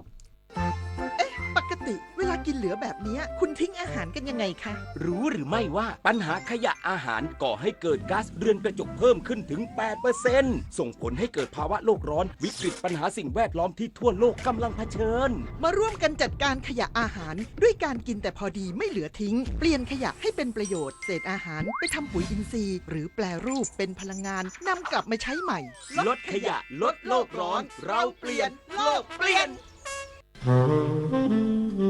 ป่ารักน้ำหนึ่งในโครงการอันเนื่องมาจากพระราชดำริของสมเด็จพระนางเจ้าสิริกิติ์พระบรมราชินีนาถพระบรมราชชนนีพันปีหลวงที่ก่อให้เกิดประโยชน์สุขแก่ราษฎรในการฟื้นฟูป่าที่เสื่อมโทรมให้เป็นบริเวณต้นน้ำลำธารอนุรักษ์ปลูกฝังให้คนรักและหวงแหนป่าไม้ช่วยให้ราษฎรที่ขาดแคลนที่ดินทำกินได้มีที่อยู่เป็นหลักแหล่งมีอาชีพและยับยั้งการตัดไม้ทำลายป่าอายุเข้าเลข 6 แล้วจะเริ่มต้นอาชีพใหม่ได้ไหมนะได้สิครับผู้สูงอายุ 60 ปีขึ้นไปที่ยังมีไฟสามารถกู้ยืมเงินทุนประกอบอาชีพกับกองทุนผู้สูงอายุได้ไม่เกิน 30,000 บาทต่อคนหรือ 100,000 บาทต่อกลุ่มผ่อน3 ปีไม่มีดอกเบี้ยพร้อมก้าวสู่การเริ่มต้นอีกครั้งอย่างมั่นคงดีจังเลยแบบนี้จะได้เปิดร้านเล็กๆอย่างที่ฝันไว้สักทีเงินทุนปลอดดอกเบี้ยกับกองทุนผู้สูงอายุสอบถามเพิ่มเติมได้ที่กรมกิจการผู้สูงอายุ1300คนชอบตื่นเช้าฟังข่าวตอนเช้าให้ทุกเช้ามีสาระตีของร้องข่าวสื่อสารตรงถึงชาวบ้านในทุกพื้นที่ผ่านหอกระจายข่าวทั่วไทยจากการจับมือกันแน่นของกรมประชาสัมพันธ์และกระทรวงมหาดไทยออกอากาศทุกวันเวลา 6:30 น.ถึง 6:45 น.ในรายการข่าวยามเช้า FM 92.5 เมกะเฮิรตซ์ทางสถานีวิทยุกระจายเสียงแห่งประเทศไทยและเครือข่ายทั่วประเทศนายกรัฐมนตรีโพสต์แสดงความยินดีต่อสมเด็จพระสันตะปาปาลีโอที่ 14ผู้นำศาสนาจักรคาทอลิกคนที่267พร้อมกระชับความร่วมมือระหว่างกันนางสาวแพทองธารชินวัตรนายกรัฐมนตรีได้เผยแพร่ข้อความผ่านบัญชีผู้ใช้อิงชินบนแอปพลิเคชัน X โดยระบุข้อความว่าในนามของรัฐบาลไทยและประชาชนชาวไทยตนขอแสดงความยินดีต่อสมเด็จพระสันตะปาปาลีโอที่ 14ในโอกาสที่ทรงได้รับเลือกขึ้นดำรงตำแหน่งพระสันตะปาปาองค์ที่267แห่งศาสนาจักรนิกายโรมันคาทอลิกประเทศไทยให้ความสำคัญอย่างยิ่งต่อมิตรภาพอันยาวนานกับนครรัฐวาติกันและพร้อมกระชับความร่วมมือเพื่อสันติภาพความเห็นอกเห็นใจและความเป็นอันหนึ่งอันเดียวกันระหว่างศาสนาต่างๆให้แน่นแฟ้นยิ่งขึ้นกระทรวงคมนาคมพร้อมผลักดันนำระบบบริหารจราจรทางอากาศภาคพื้นสำหรับสนามบินขนาดใหญ่รองรับเที่ยวบินที่เพิ่มขึ้นภายในท่าอากาศยานสุวรรณภูมินางมณฑรเจริญศรีรัฐมนตรีช่วยว่าการกระทรวงคมนาคมเปิดเผยภายหลังการตรวจเยี่ยมการปฏิบัติงานณหอควบคุมการจราจรทางอากาศท่าอากาศยานสุวรรณภูมิว่าได้มอบหมายให้บริษัทวิทยุการบินแห่งประเทศไทยจำกัดหรือบวท.ยกระดับมาตรฐานความปลอดภัยทางการบินรันเวย์ที่3พัฒนาเทคโนโลยีเตรียมรองรับการเติบโตของเที่ยวบินพร้อมรับฟังปัญหาอุปสรรคและให้แนวทางแก้ไขบูรณาการการทำงานของหน่วยงานการบินร่วมกันขับเคลื่อนประเทศไทยสู่การเป็นศูนย์กลางทางการบินของภูมิภาคตามนโยบายของรัฐบาลและกระทรวงคมนาคมทั้งนี้หลังจากเปิดใช้งานทางวิ่งเส้นที่3ของท่าอากาศยานสุวรรณภูมิสามารถรองรับเที่ยวบินเพิ่มขึ้นเป็น80เที่ยวบินต่อชั่วโมงในขณะที่ขีดความสามารถรองรับเที่ยวบินสูงสุดได้85เที่ยวบินต่อชั่วโมงหากมีการใช้งานระบบ Follow the Green จะช่วยลดเวลาที่ใช้ในการขับเคลื่อนและเพิ่มขีดความสามารถในการรองรับของสนามบินให้เกิดความปลอดภัยโดยเฉพาะในช่วงสภาพอากาศแปรปรวนได้เป็นอย่างดีนพศรแก้วคำรายงานนายอำเภอพบพระถือฤกษ์ดีวันพฤชมงคลนำข้าราชการผู้นำท้องถิ่นจิตอาสาและประชาชนร่วมปลูกต้นไม้สร้างพื้นที่สีเขียวสร้างแหล่งอาหารของชุมชนนายทันประวัติภูริวัฒนเมธานายอำเภอพบพระพร้อมด้วยหัวหน้าส่วนราชการผู้นำท้องที่ผู้นำท้องถิ่นจิตอาสาและประชาชนร่วมปลูกต้นไม้บริเวณที่ว่าการอำเภอพบพระจังหวัดตากโดยถือฤกษ์ดีในช่วงวันพืชมงคลซึ่งมีต้นกะลำปะพฤกษ์ต้นอะโวคาโดทุเรียนและพืชผักผลไม้อื่นๆเพื่อเป็นแหล่งเรียนรู้และขยายพันธุ์ไปสู่พี่น้องเกษตรกรในพื้นที่นอกจากนี้ยังได้ร่วมปลูกต้นไม้ที่บ้านรวมไทยพัฒนา7หมู่ที่3ตำบลรวมไทยพัฒนาอำเภอพบพระจังหวัดตากโดยมีนายอนุชาช่วยคิดผู้ใหญ่บ้านรวมไทยพัฒนา7นายสงัดวินนันผู้ใหญ่บ้านรวมไทยพัฒนา8และพี่น้องประชาชนร่วมกันปลูกต้นอะโวคาโดบริเวณหน้าหมู่บ้านนายอำเภอพบพระกล่าวว่าการปลูกต้นไม้ในวันนี้ถือฤกษ์ดีในช่วงวันพืชมงคลเป็นการสร้างพื้นที่สีเขียวสร้างแหล่งอาหารสร้างพื้นที่การเรียนรู้และขยายพันธุ์ผลไม้หนึ่งในของดีของอำเภอพบพระจังหวัดตากอีกด้วยดิเรกปินตาแก้วสวทแม่สอดรายงานกกต.จังหวัดพังงาย้ำการเลือกตั้งเทศบาลในครั้งนี้ขอให้ทุกส่วนปฏิบัติตามกฎหมายเลือกตั้งอย่างเคร่งครัดหากพบกระทำผิดจะถูกดำเนินการตามขั้นตอนกระบวนการของกฎหมายทันที นางนิจจารีภาคินปริพันธ์ผู้อำนวยการสำนักงานคณะกรรมการการเลือกตั้งประจำจังหวัดพังงากล่าวว่าในวันที่ 11 พฤษภาคม 2568 จะมีการเลือกตั้งสมาชิกสภาเทศบาลและนายกเทศมนตรีซึ่งจังหวัดพังงามี 8 อำเภอมีหน่วยเลือกตั้งทั้งหมด 112 หน่วยโดยผู้มีสิทธิ์เลือกตั้งจะได้รับบัตรเลือกตั้ง 2 บัตรแล้วเข้าคูหากากบาทในส่วนของสำนักงานกกต.จังหวัดพังงาจะดำเนินการตรวจสอบควบคุมกระบวนการและขั้นตอนการเลือกตั้งอย่างเข้มข้นโดยในวันพรุ่งนี้จะส่งมอบหีบลงคะแนนบัตรเลือกตั้งและอุปกรณ์การเลือกตั้งให้คณะกรรมการประจำหน่วยเลือกตั้งทุกหน่วยทั้งนี้เพื่อให้การเลือกตั้งดำเนินไปด้วยความเรียบร้อยสุจริตเที่ยงธรรมและชอบด้วยกฎหมายจันทราสุขนุชสวทตะกั่วป่ารายงานจบข่าวอานนท์นันตะสุคนอ่านรับฟังข่าวครั้งต่อไปเวลา 6 นาฬิกาติดตามข่าวที่นำเสนอไปแล้วได้ที่ www.thainews.prd.go.th